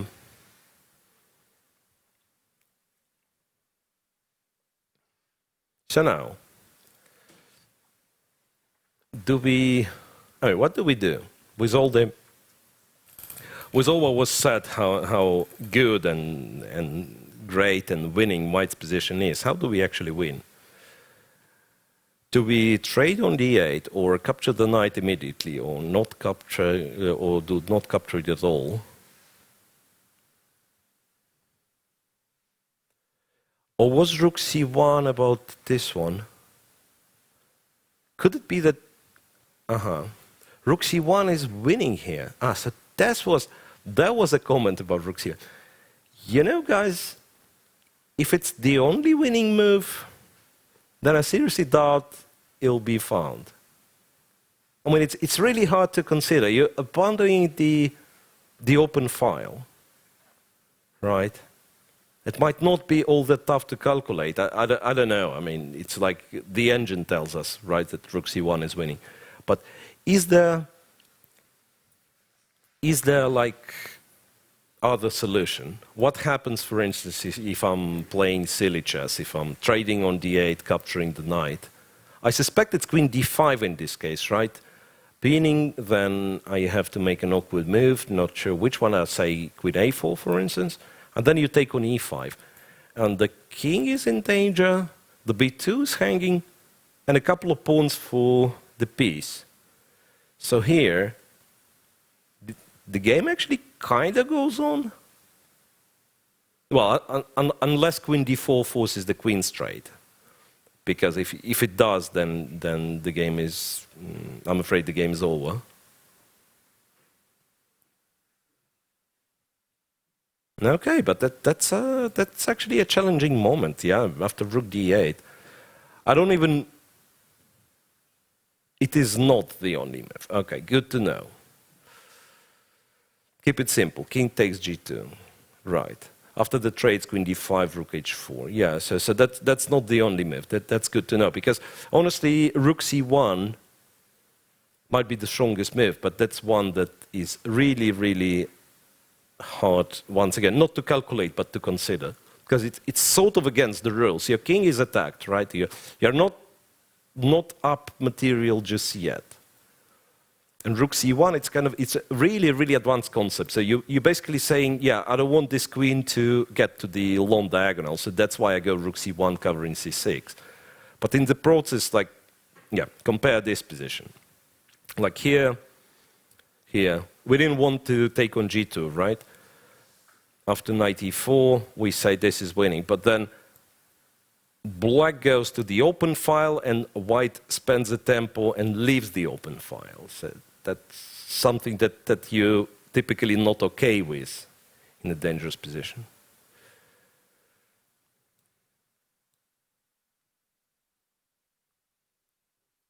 Yeah, fair enough. King g2 loses for white after queen c6. You're absolutely right.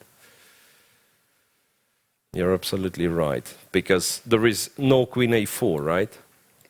The a4 square is covered, and there is probably not... Well, how exactly does it lose?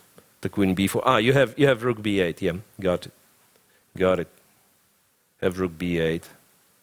Then you probably capture on b2. I mean, okay, you win somehow. But yeah, but since I was told it was, since I was told that it's not the only move, and Jan certainly has some time on his clock, and the other game sort of calmed down a little bit, I believe, yeah, we've reached this couple of hours after the start point where typically we go for a break. Yeah, once again, reminded of Nepomniachtchi having more than 1 hour on his clock, very comfortable situation, so he will continue spending time here. So I don't see a reason why don't we make a break right now.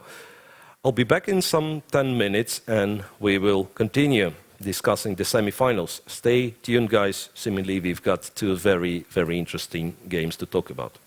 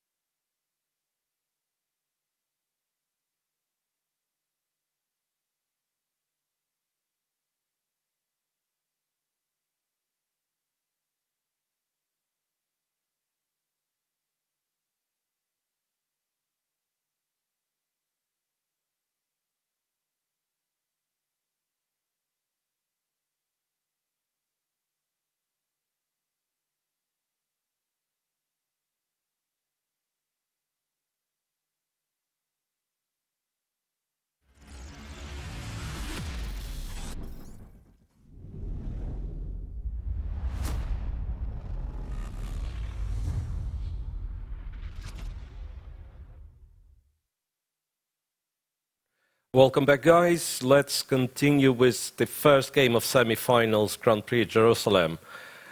Nepomniachtchi just made a move. We left him right before the break in a critical situation when I was claiming that the best move according to engine was a bit unhuman. And guess what? It's not for the first time I was wrong, and perhaps not the last time. So rook to c1 on move 25, the best move, the very best move according to engine, was played by Jan Nepomniachtchi. Rook to c1, and yes, when the move was suggested in a YouTube chat on World Chess, right? We immediately realized that, yeah, rook c1 is played to cover the c6 square, so that black queen is not getting on the long diagonal. So it's understandable when it's played, but still, it's an impressive move to play. And yeah, and black is unable to do something like queen b5. So basically, as long as black is not threatening checkmate in one, all the attempts to activate the queen would lose to queen e7. I suspect that's being the case, right? Because white just plays queen e7, threatens rook h7 checkmate, right? Queen e6 with a check, yeah. So queen b5 shouldn't be possible. And I don't even know what's possible here. So you take on it, yeah, the knight on g2 is trapped, right? You take on e3, yes, you do take one pawn for this knight, but you bring white queen closer to action. g5 for black, huh? Queen b5 was played, yeah, but queen b5, I suspect queen e7 should be winning. King g2 is mate in 6? What's that? King g2 is mate in 6 for black, right? But nobody's going to take on g2. But what's wrong with queen e7? I mean, who can tell me? Threatens checkmate in 1. That much I can see. Yes, once again, I mean, we've answered this question for the few times, but ready to repeat. If Nepomniachtchi wins it, if he wins the semi-final, he would still need to win the final. But if he wins the event, yes, he will go to the candidates. Rook to d7.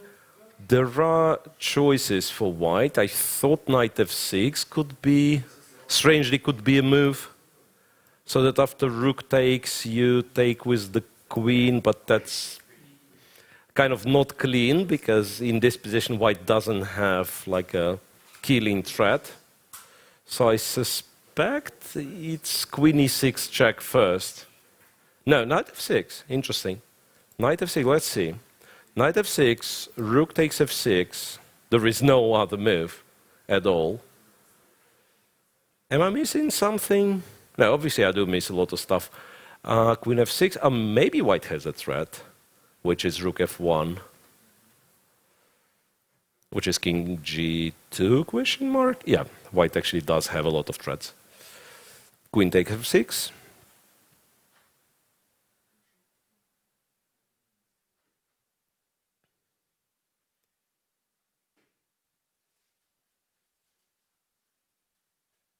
It was queen e6 plus 7. Seriously? Knight f6 is a blunder? I don't quite see why he has blundered. Queen e6 was plus 7. Fair enough. Yeah, but what's wrong with knight f6, rook f6, queen f6? What does black do in this case? Because there is always, I mean, some check here or there. And remember what I said, the knight on g2 in a way protects the white king. Knight f6 was bad. I mean, if it changes the valuation from plus 7 to plus 4, for instance, I don't really care. And neither does Jan Nepomniachtchi. I mean, if it's... Yeah, it might unnecessarily prolong the game, but if white is winning in any case... Now it's only plus 2.7. Queen e6 was completely winning. So once again, queen e6, what black was supposed to do in this case? Maybe there was no way, right? Once again, yeah, if there is no threat, so perhaps you just take on e6 first, and after king h8, for instance, you just go knight f6. Kind of claiming that black has no threats whatsoever. I'm still looking for some way to, to checkmate black in a nice manner. But maybe there is no need, right? Because rooks hang, yeah, it's too much stuff hanging. Yeah, queen e6, I agree, perhaps was a bit more precise.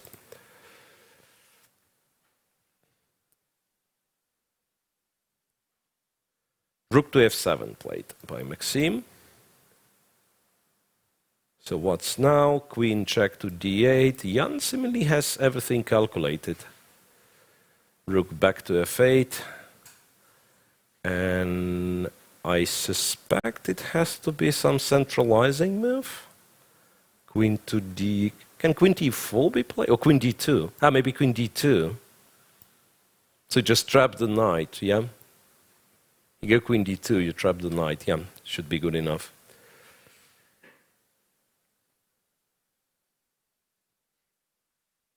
So Maxime didn't play knight e3. Knight e3 was still, according to people in the chat, knight e3 was still somewhat problematic for white. Okay, I don't really like queen takes c7, the move Jan Nepomniachtchi has played. I mean, probably there is nothing wrong with it, but... Ah, yeah, wait a second. It does attack. It does threaten mate in one. Yeah, as long as you threaten checkmate in one, you're good. Ah, so he collects like literally everything. So the question perhaps being, what do you even do with black? It's like rook f7, white's going to have another check, and then, or maybe just check on d8 again, and then move to d2, right? If not rook f7, what is the other way to guard h7? I think you play h5, and then queen c2 is good enough. Once again, the knight and the pawn on g6 hanging at the same time. No, that's completely winning. It's just completely winning.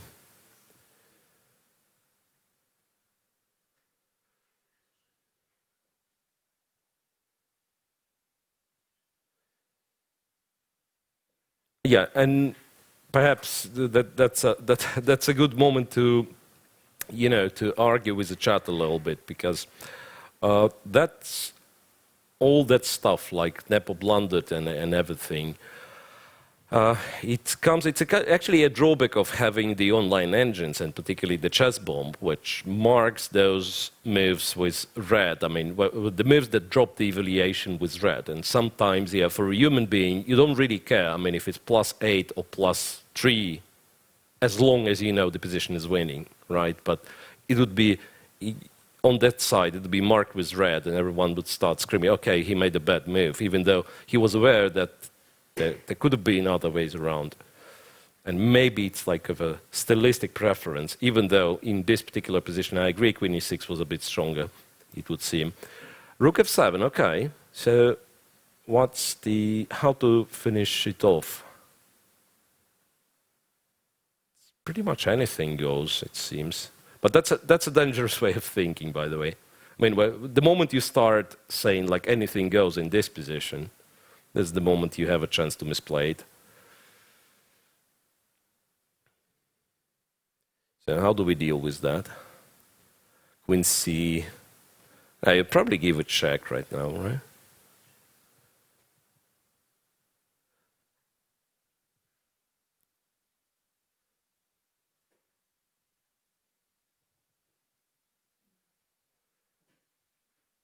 Stockfish gives mate in 27. Okay. Back to d8. Fine. Yeah, there is another sadistic reply to king g7, which is queen g5. Once again, the knight is trapped, plus there is a threat of queen h6 followed by rook c8. No, it's just a matter of taste, how to win this game. Maxime goes back to f8. So now queen d2 should be good enough.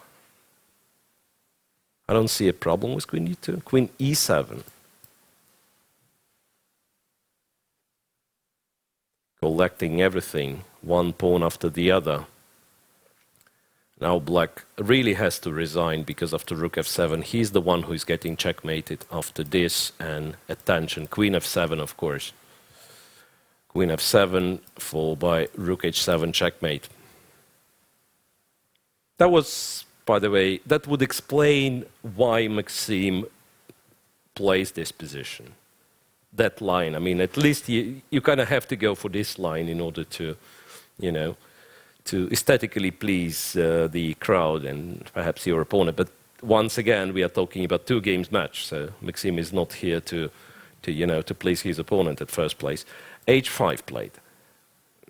Come on, now it's queen g5. Or rook. Yeah, I mean, that would be funny. So rook to c7. Now this king cannot be saved, right? Check here. I mean, you probably don't need it with white. It's just that I'm thinking, white apparently is winning in this case. King h2, king h1, and remember what I was saying about this silly knight on g2 protecting the king. It actually does protect the king. And the other line after king h2 was queen e5 check, but then white captures on g2, and similarly, once again, I mean, no continuation to this attack other than queen e4, check from here, and the king should be able to run away. But yeah, but of course you're not doing this.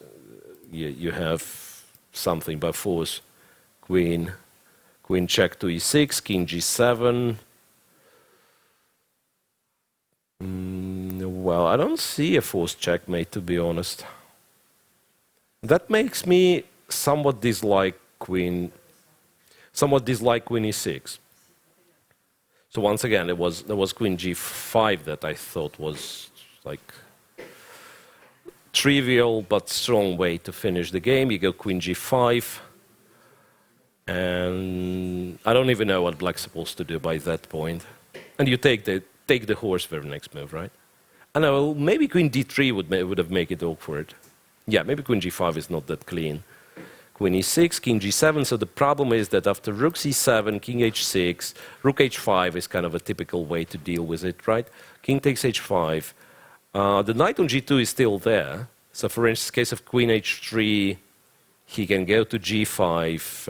After queen g3, he can go to h6. And queen h4 is not available because the knight still controls the square. So I don't see a forced checkmate after king g7.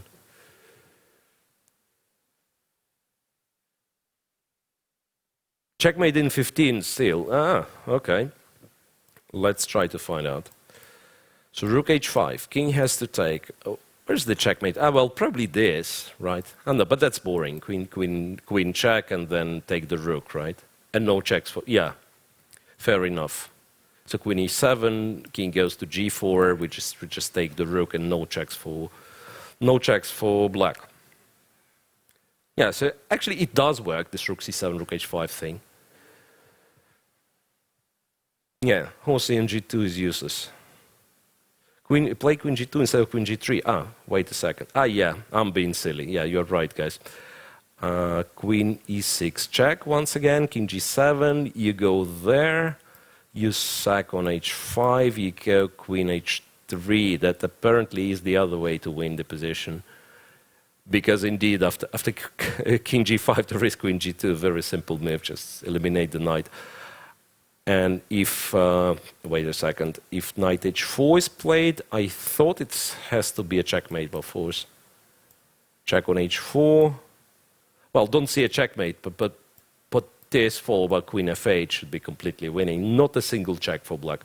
Yeah, so we are about to see this happening. Rook c7, king h6 check, and now rook h5 seals the deal, and Jan Nepomniachtchi takes the lead in his semi-final match against Maxime Vachier-Lagrave.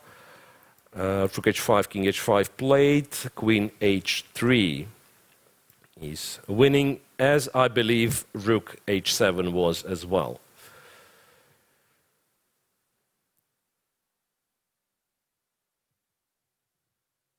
Yeah, queen h3, and not much to do for black. Yeah, Albeit on move 36, Jan Nepomniachtchi wins first game against Maxime Vachier-Lagrave. So it was a very interesting bit of preparation. Still some questions to be answered.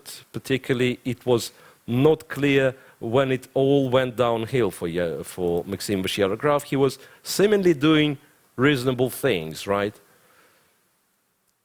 And some position like that, it looked promising for white, but it didn't look desperate for black. So perhaps the whole concept of b7, b5 was not right. So we are left with one game, which is much calmer, which develops in a much slower fashion, the game between Wei and David Navarra.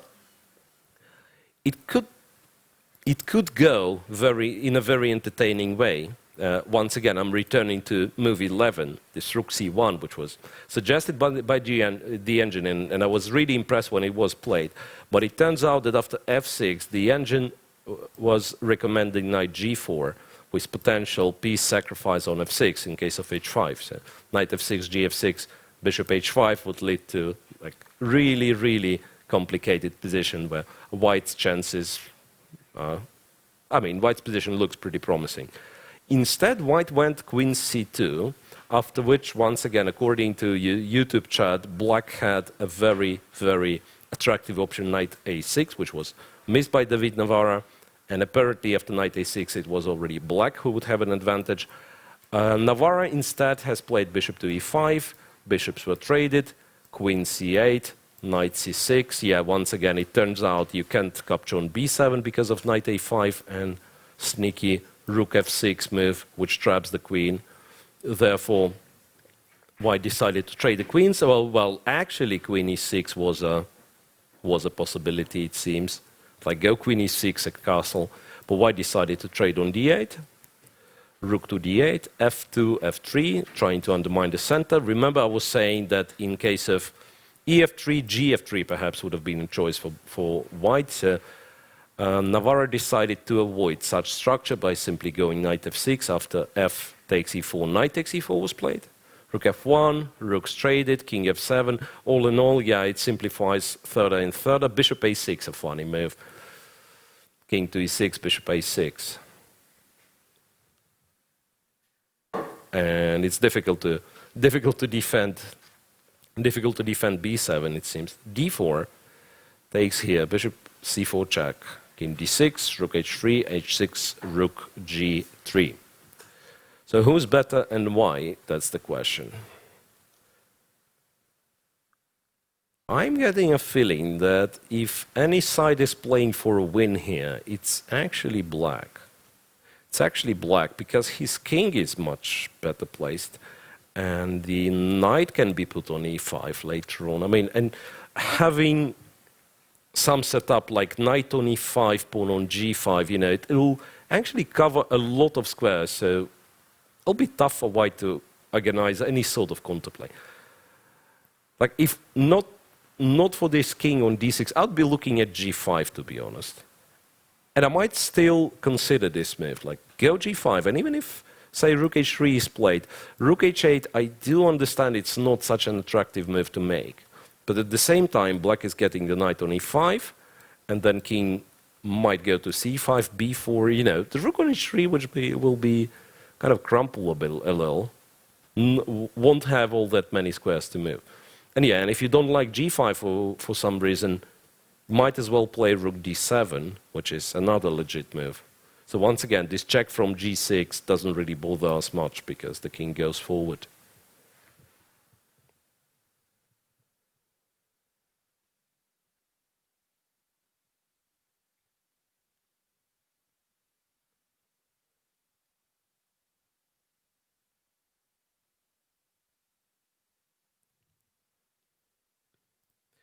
Yeah, coming back to the discussion in the chat, yes, seemingly a very well played game by Jan Nepomniachtchi, and that's kind of a nice sign because we are sure of a very interesting game, very intriguing game tomorrow, right? So Maxime Vachier-Lagrave will be in a must-win situation. He'll have a white pieces, so we can expect the Naidov, I suppose. Some fresh idea in the Naidov that Maxime finds to be unpleasant for himself, and he will test Jan in it. I'm guessing that'll be the case tomorrow. And in this game, it's very interesting. Even though the position is much calmer, they tend to spend a lot of time, and we are approaching, well, not the time trouble stage really, but there can be some. Does Alexeyenko automatically qualify if Nepo qualifies? I mean, he's kind of the only remaining Russian who can get the wild card. So it seems he does. So he doesn't, well, technically he doesn't qualify, but he's getting the wild card, yeah, that's what I'm trying to say. Why Nepo's going to play the night of tomorrow?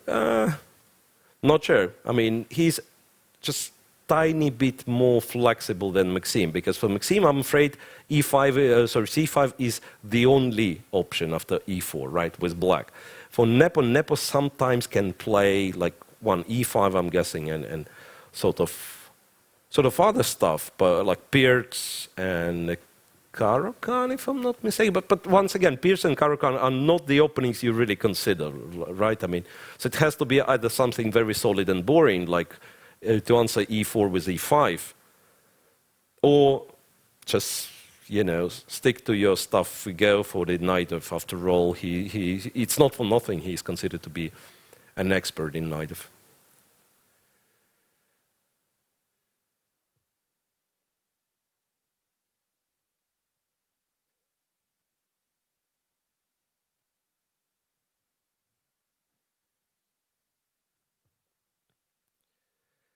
All right, after rook g3, rook e8 check was played.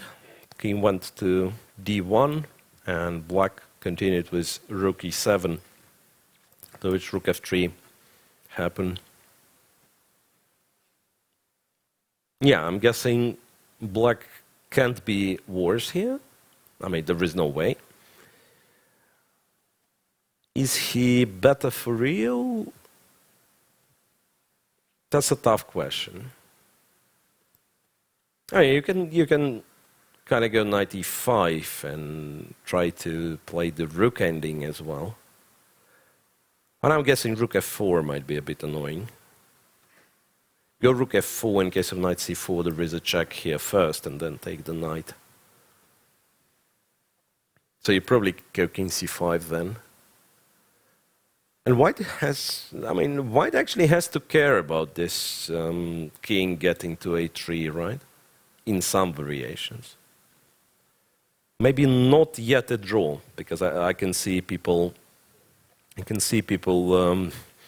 claiming it a draw in the chat. Yeah, I do understand it's far less exciting than the other semi-final game, and yeah, queens are off equal material. But still, there is quite a bit of play left in this one.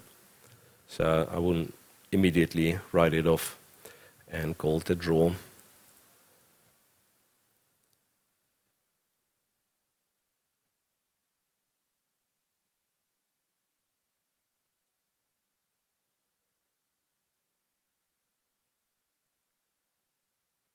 Yeah, people discuss the wild card. That's a new system, right? And interestingly, with the old system, I don't think if Alexeyenko would be eligible for the wild card, because it was the minimal requirement was like 27, 25, if I'm not mistaken, something like that. But there was the minimal rating requirement, but at the same time, it was the only requirement. And starting from this cycle, the wildcard rules have changed. So it's basically first non-qualifying place from one of the qualification events. So it will be third place World Cup, third place Grand Prix, or third place, or second place technically in Grand Swiss. Alexeyenko has taken third place in the Grand Swiss, but second went to Caruana, who is already in the candidates, right?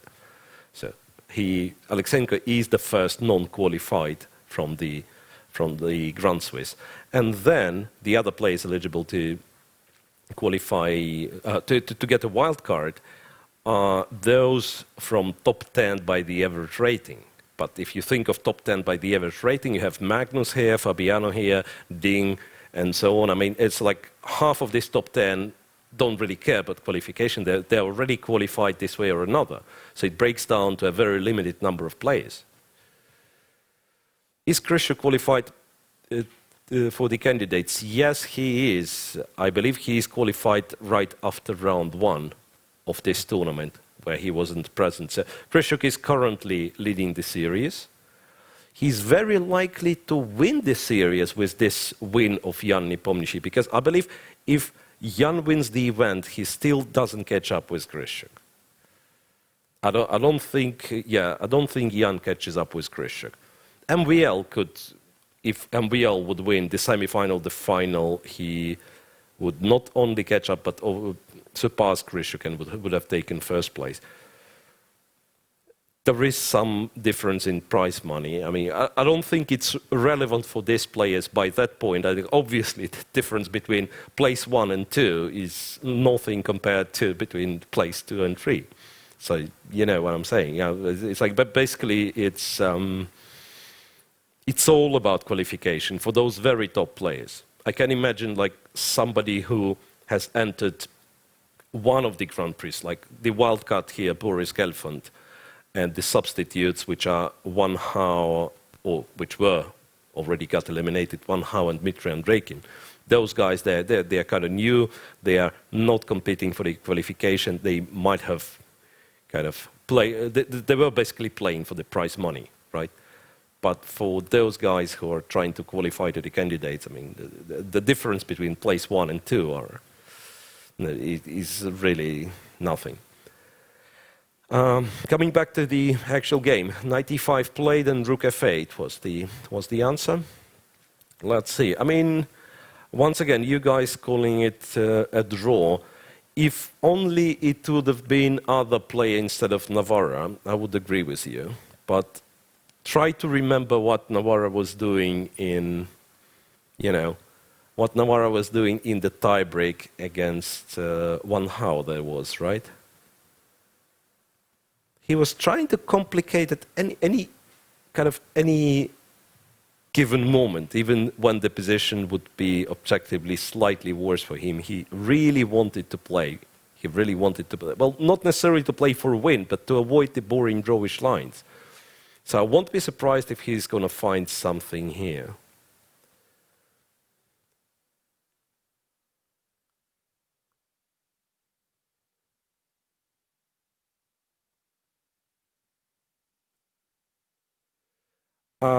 Yeah, and perhaps I have to give my word as well about this issue raised by Lavrinda in the chat, that I do think it feels a bit unfair to MVL, who misses let's say the series finishes as we think it's going to finish. So he doesn't win tomorrow, Nepo beats him, Nepo wins the final, Nepo qualifies. So that will mean like Maxime Vichel-Grau will miss the candidate's qualification by like one step in 3 different disciplines, because he must be very, very close to qualifying by rating.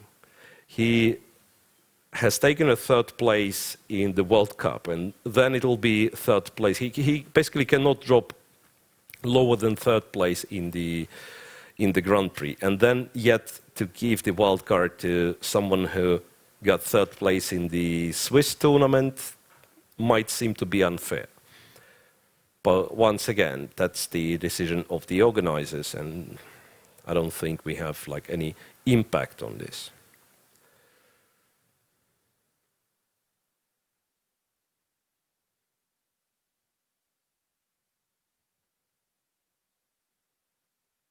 Yeah, Wan Hao did qualify by winning Isle of Man, precisely. Knight takes c4, played by David Navarra. This very likely that means that he has kind of settled for a draw. That would be my guess. Unless there is like some forcing line involving running with the king c. D3 played. Yeah, that was the move that I thought was possible.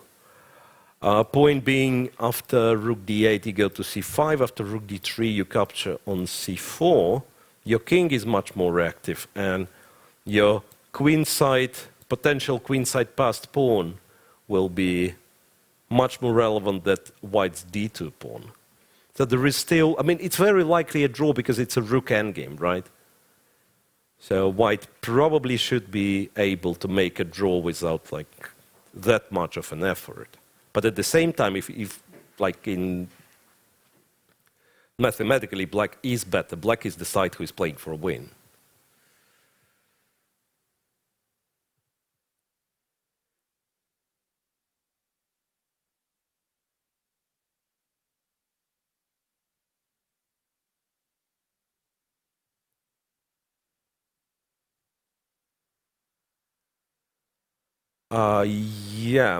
Yeah, coming back to this discussion. So really, when Russian Chess Federation announced that the wild card will go to Russian players since the candidates tournament will be held in Russia. By that point, there was no Russian players qualified to the candidates. And now that they have two, there is like a possibility to change their mind, but I don't really think so. And yeah, once again, we can agree on MVL like being a brilliant player and like for a second consecutive cycle, seemingly not making it by a very tiny margin. But at the same time, it's not the fault. I mean, it's not young lad's fault, right? Kirill Alexeyenko had a brilliant year, like skyrocketing his rating to over 2,700, showing a really, really good display at the World Cup, and then, of course, there was a tremendous success, the third place in the Grand Swiss. So after all, it's like it might seem to be unfair to Maxime, but you know, I don't have like strong personal opinion on what's the solution in this case. It's just an awkward situation, and therefore perhaps those people who say that there shouldn't be such thing as the wild card, and you just basically add this last spot to one of the qualification events you like the most. Like say, if you have the match for the third place in the World Cup, just let it be the third spot to the candidates and not the wild card, and that'll be it. So, and I think that actually has some merit. We've gotten to this endgame I was talking about. Well, technically, the pawn is taken. It just like moves are coming to the digital board just a little bit late, so therefore I thought Navarro paused before capturing on c4. King to c2 is played. Yeah, it's very hard to imagine black winning this one. Let me be honest. I mean, okay, you probably look at some ways to activate the rook, but then, well, actually, rook d7 is good enough. Rook d7 should be good. Rook g3 is rook g3 is even easier. Yeah, that's. I mean, white is not playing for a win anyway, and that makes it easier to decide on rook g3 over rook d7, because rook g3 is pretty much a forced draw. g7's hanging, black has to go g5, then you go h4. Then you go h4. When black captures, you give a check, you collect on h4, you trade g-pawn for an h-pawn. Even if you somehow would lose the d-pawn, it would have been a draw. Yeah, so I don't think there will be anything going in this game any further.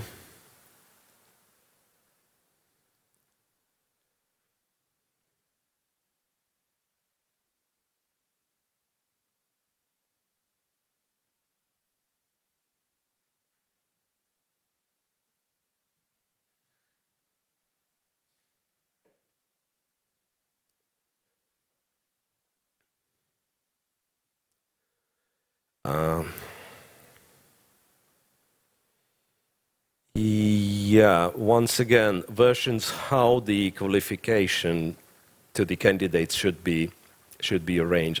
I'm not really sure if like there is a claim that it has to be 100% via rating and nothing else. But what do you mean? It's like, so we basically take 8 players by rating.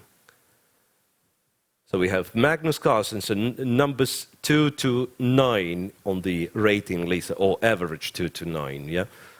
And that just make them play the candidates. But then it will lead to, you know, to this situation where, like, imagine I'm playing number 8 on the list, and I have a guy who's, like, approaching me. I'm just not playing, because if I'll enter a tournament, I might lose ratings, so I'm losing my spot in the candidates. Once again, it's not ideal. Who's going to win the candidates? He'll be a very, very strong player. That's my answer. Now, seriously, I kept saying, and probably will keep saying, that Dean and Fabi are my kind of biggest favorites in terms of... No, but that's, once again, that's universally acknowledged, that those are 2 guys like top by rating, right? So rook e2 played, rook g3, g5, and I suspect we are heading towards a draw. The only idea I can think of is that after h4, Black's going to play rook e5 in order to capture the pawn with the rook, because the pawn endgame might be, in fact, problematic for White. Once again, I'm not really in the mood to calculate it, but like by the looks of it, yeah, that potentially is an outside passed pawn. It might be winning for Black, but White has no reason to go for it whatsoever. He captures on g5. After rook g5, he goes rook h3. After h5, he, well, basically just passes, gives a check, goes a4. I mean, shouldn't be able to lose. Even with some cooperation, he shouldn't be able to lose this one. And wait a second. So the current position is g5. There is also this move, which might be, in a way, might be more forcing in terms of swapping all the stuff, because rook g, wait a second, rook g2, rook h6, and now I'm planning to go h4.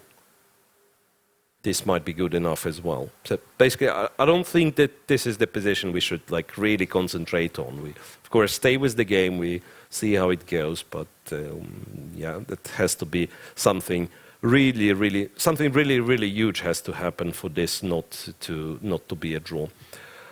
Check on g4 first.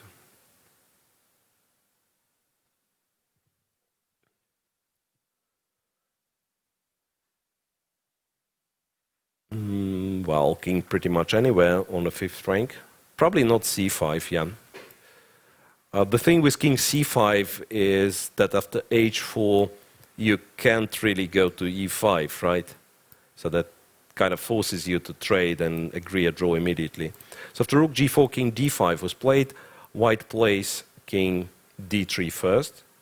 So White simply plans to kick the rook away from the 2nd rank. Well, good enough. Only then we'll go for h4. Yeah, overall, it's like, once again, if it wouldn't be Navarra playing with Black, I believe this draw would have been agreed already.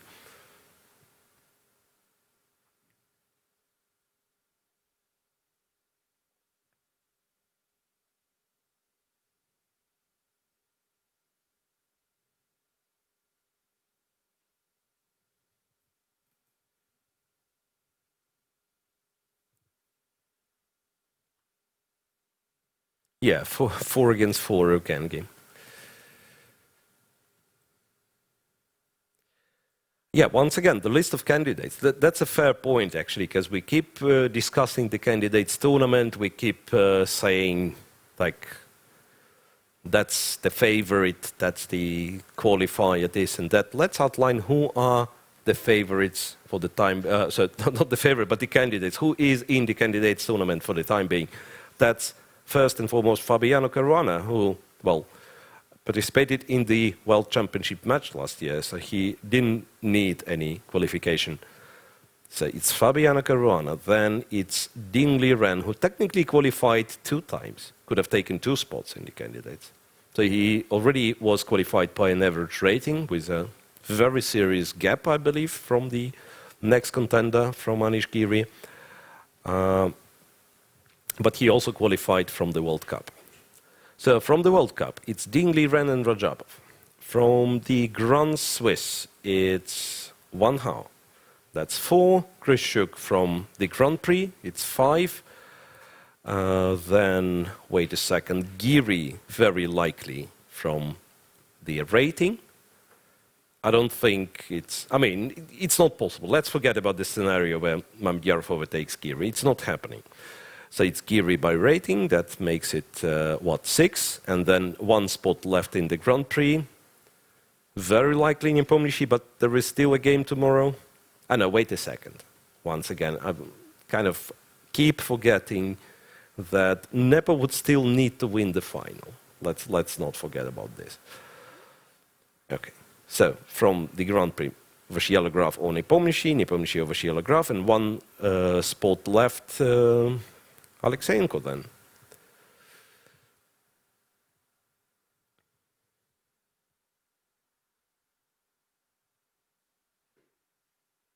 Winning the candidates, it's hard. Yeah, it's just that Fabiano Caruana made it look so easy last candidates, like really dominating the field.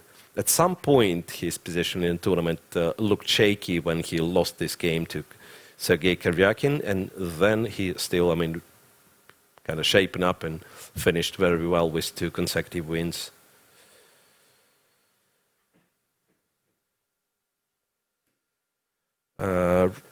Speaking of Rajabov's chances in the candidates, well, it's really, really tough to, to predict anything. It was a disastrous candidates tournament for him in London 2013, where he, I mean, before the tournament he would have been on, on some people's list as one of the potential favorites, right? I mean, he had a rating close to 2,800. He was much more active player than he is nowadays. But at the same time, well, as a young player as Teimur Rajabov is, he already has to be considered very experienced, right? And, being experienced and being in possession of this very, very solid style when he needs it, like ability of making a draw on demand, strangely enough, is for this kind of tournaments, for 8 people, 14 rounds, double round robin, is a very, very important skill. So I would not be surprised if Rajabov will, I mean, I'd be really surprised if he wins the event, but I will not be surprised if he finishes like in the upper half or maybe like on the plus 2, by not losing a single game. So we'll see.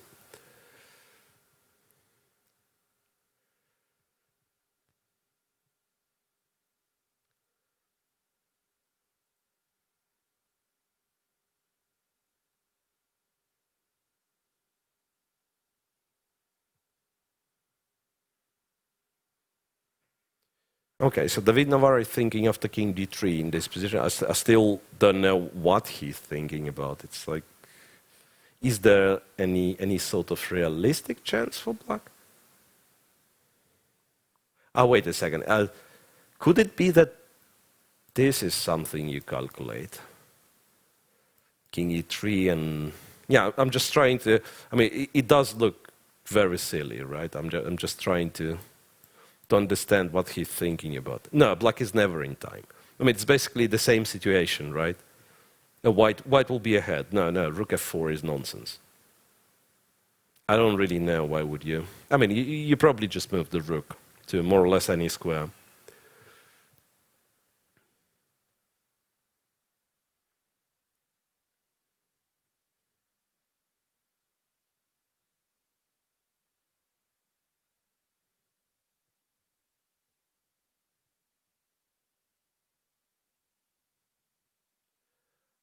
Fabi and Dean, if things go wrong, might end up lost. So we are talking potential candidates, I imagine. Not really. I don't see them finishing last, any of them. they are stable enough to be, at worst, in the middle of a pack.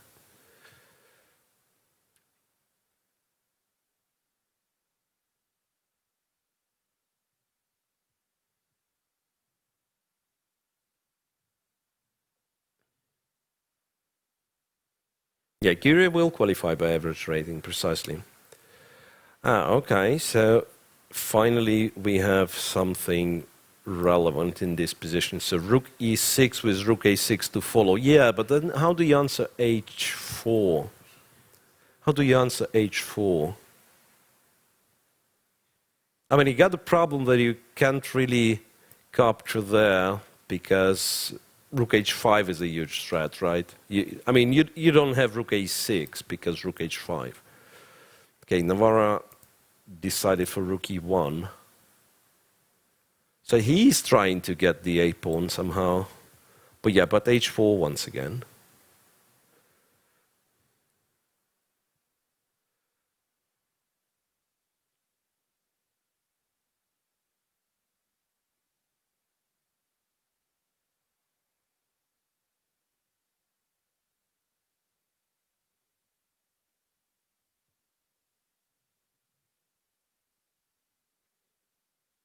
Yeah, precisely. David Navarra doesn't like draws at all.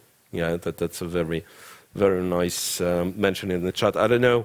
You compare him to Fischer, which probably is fair. Yeah, once again, I've only read kind of a couple of books on Robert James Fischer, but yeah, kind of one of the first things you actually learn about great American champion that he hated when the game would finish in a draw.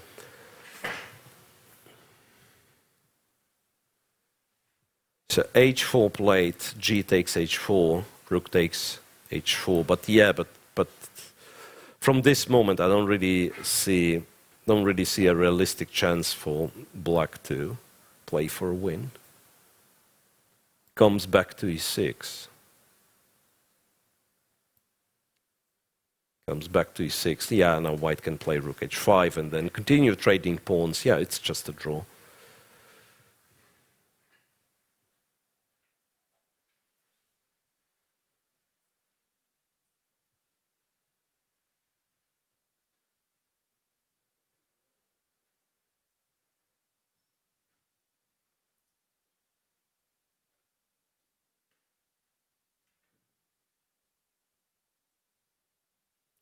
Yeah, and I can see people discussing if Kiri kind of deserves to qualify by rating or not. Yeah, I mean, that to me it seems like a silly discussion because there is a clear, transparent criteria and he matches it. So why would you argue with Anish Giri qualifying if he has what it takes, I mean, to be qualified by average rating? I don't see a point in like really discussing it.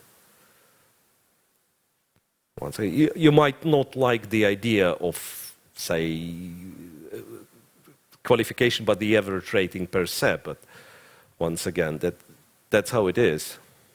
People do care about rating quite a lot. Yeah. Well, to me, I would actually agree that kind of winning the major tournaments feels more of an achievement than like maintaining the high but not the highest rating throughout the year. But yeah, so is the criteria. So check was given. King went to d6, king c4, rook g6 played. d4. Time to make a draw, guys. Time to make a draw. I'm trying to think of a move that actually would lose for black, like completely lose. I mean, apart from... funny enough, there is not even a move which would blunder a rook, right? Black technically cannot blunder a rook. That's a silly thing to do. Because, for instance, rook g5, which basically gives the pawn with a check, is probably still a draw because you just go back, g2 is hanging after rook. Rook h2, the rook is really, really awkward, right? b5. Not sacrificing blundering pawn, still a draw, I guess. a6 is a good move, though. a6 and a4 play, but now b5 is Now b5 is absolutely legit way to make a draw. You go b5, well, you force white to trade. Now if the king takes, you capture on g2, and then make sure you eliminate the last remaining pawn, right? If the rook takes, you are a pawn down after this, but you do know the Philidor's position, right? Do know the Philidor's position. Is Nakamura playing in this tournament? Well, not in this tournament in Jerusalem. He was a part of a Grand Prix cycle, but it didn't go well for him. He got eliminated twice by Veselin Topalov in Riga and Hamburg, and in the first leg he made it to the semi-final, if I'm not mistaken, where he has lost to Alexander Grisha.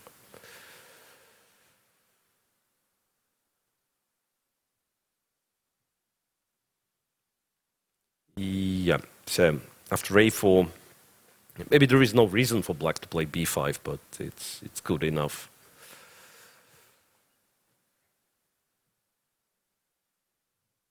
And they've also reached move 40, so time is no longer, I mean, not that it could be a factor, but it's not a factor any longer.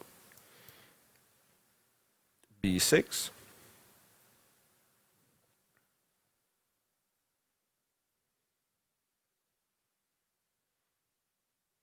Not willing to sacrifice the pawn in order to speed things up. I don't think black is playing for a win. But basically nobody's playing for a win, but because Navarra doesn't like draws, they keep making moves, right? Can't think of any idea here. So that game, I mean, that part of this game, the game itself was actually quite entertaining, but that part of the game, it's kind of an illustration why you shouldn't have, not that you shouldn't have, but restrictions on draw offers are not always good. We have no restriction in this tournament. We've seen some ugly short draws, right? We've seen some really ugly short draws. But at the same time, dragging the game further in the position like that, I don't know. In a classical time control, where both players have like, I don't know, 50 minutes perhaps. And does Navarra have to win? He thinks so. It's game one, so nobody has to win just yet. Nobody's in a must-win situation.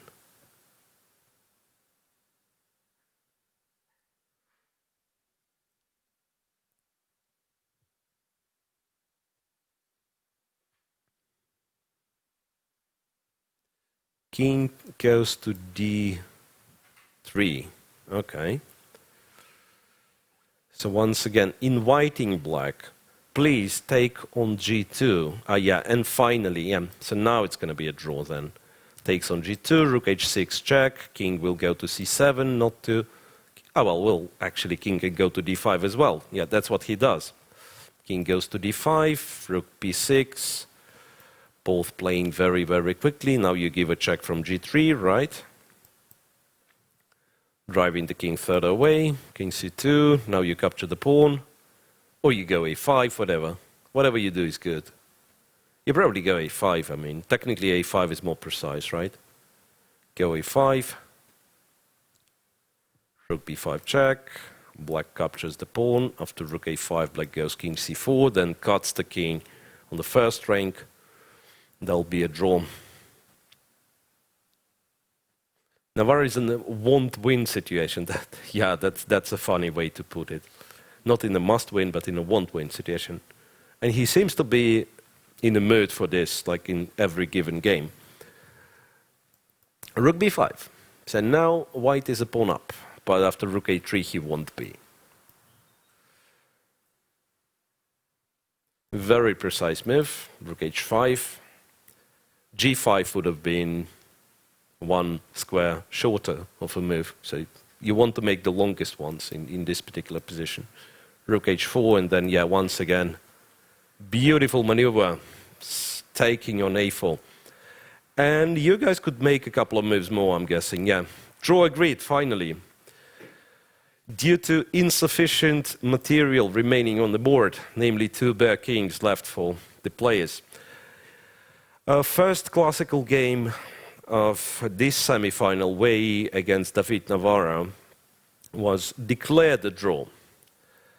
And once again a reminder that in the other semi-final, Jan Nepomniachtchi won against Maxime Vachier-Lagrave that had a tremendous impact on both players' chances of qualification to the candidates. So tomorrow, Jan will only need a draw to knock Maxime Vachier-Lagrave out, which will not mean the end for both players. Nepomniachtchi, if he wins the semi-final, he will have to win the final as well in order to qualify.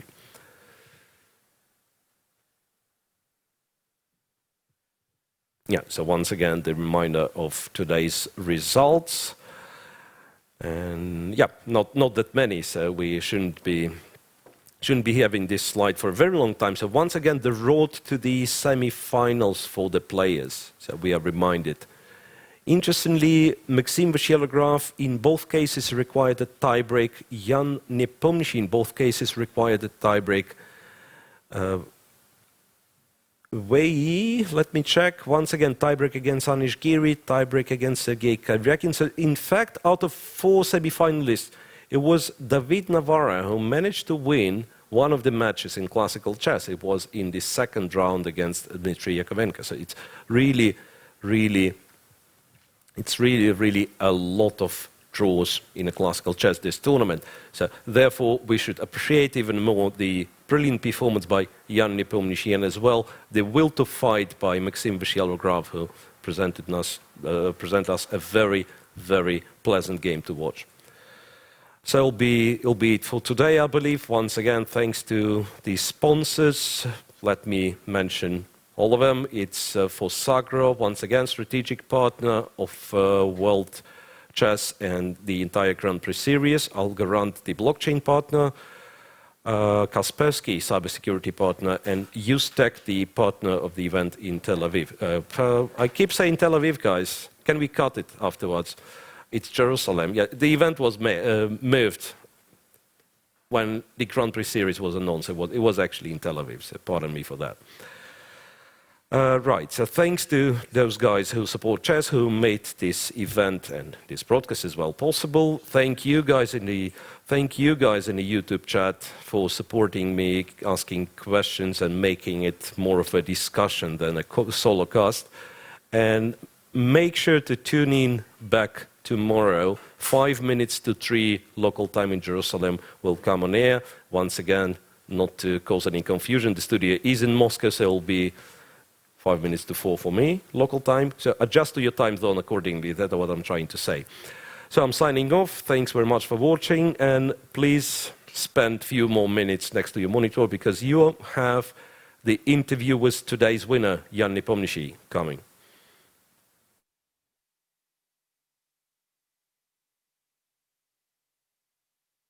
We have Jan Nepomniachtchi and Maxime Vachier-Lagrave here with us. The game finished with Jan's victory.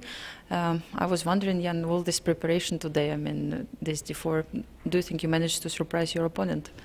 Well, I mean, according to some, let's say, to the clock, yes.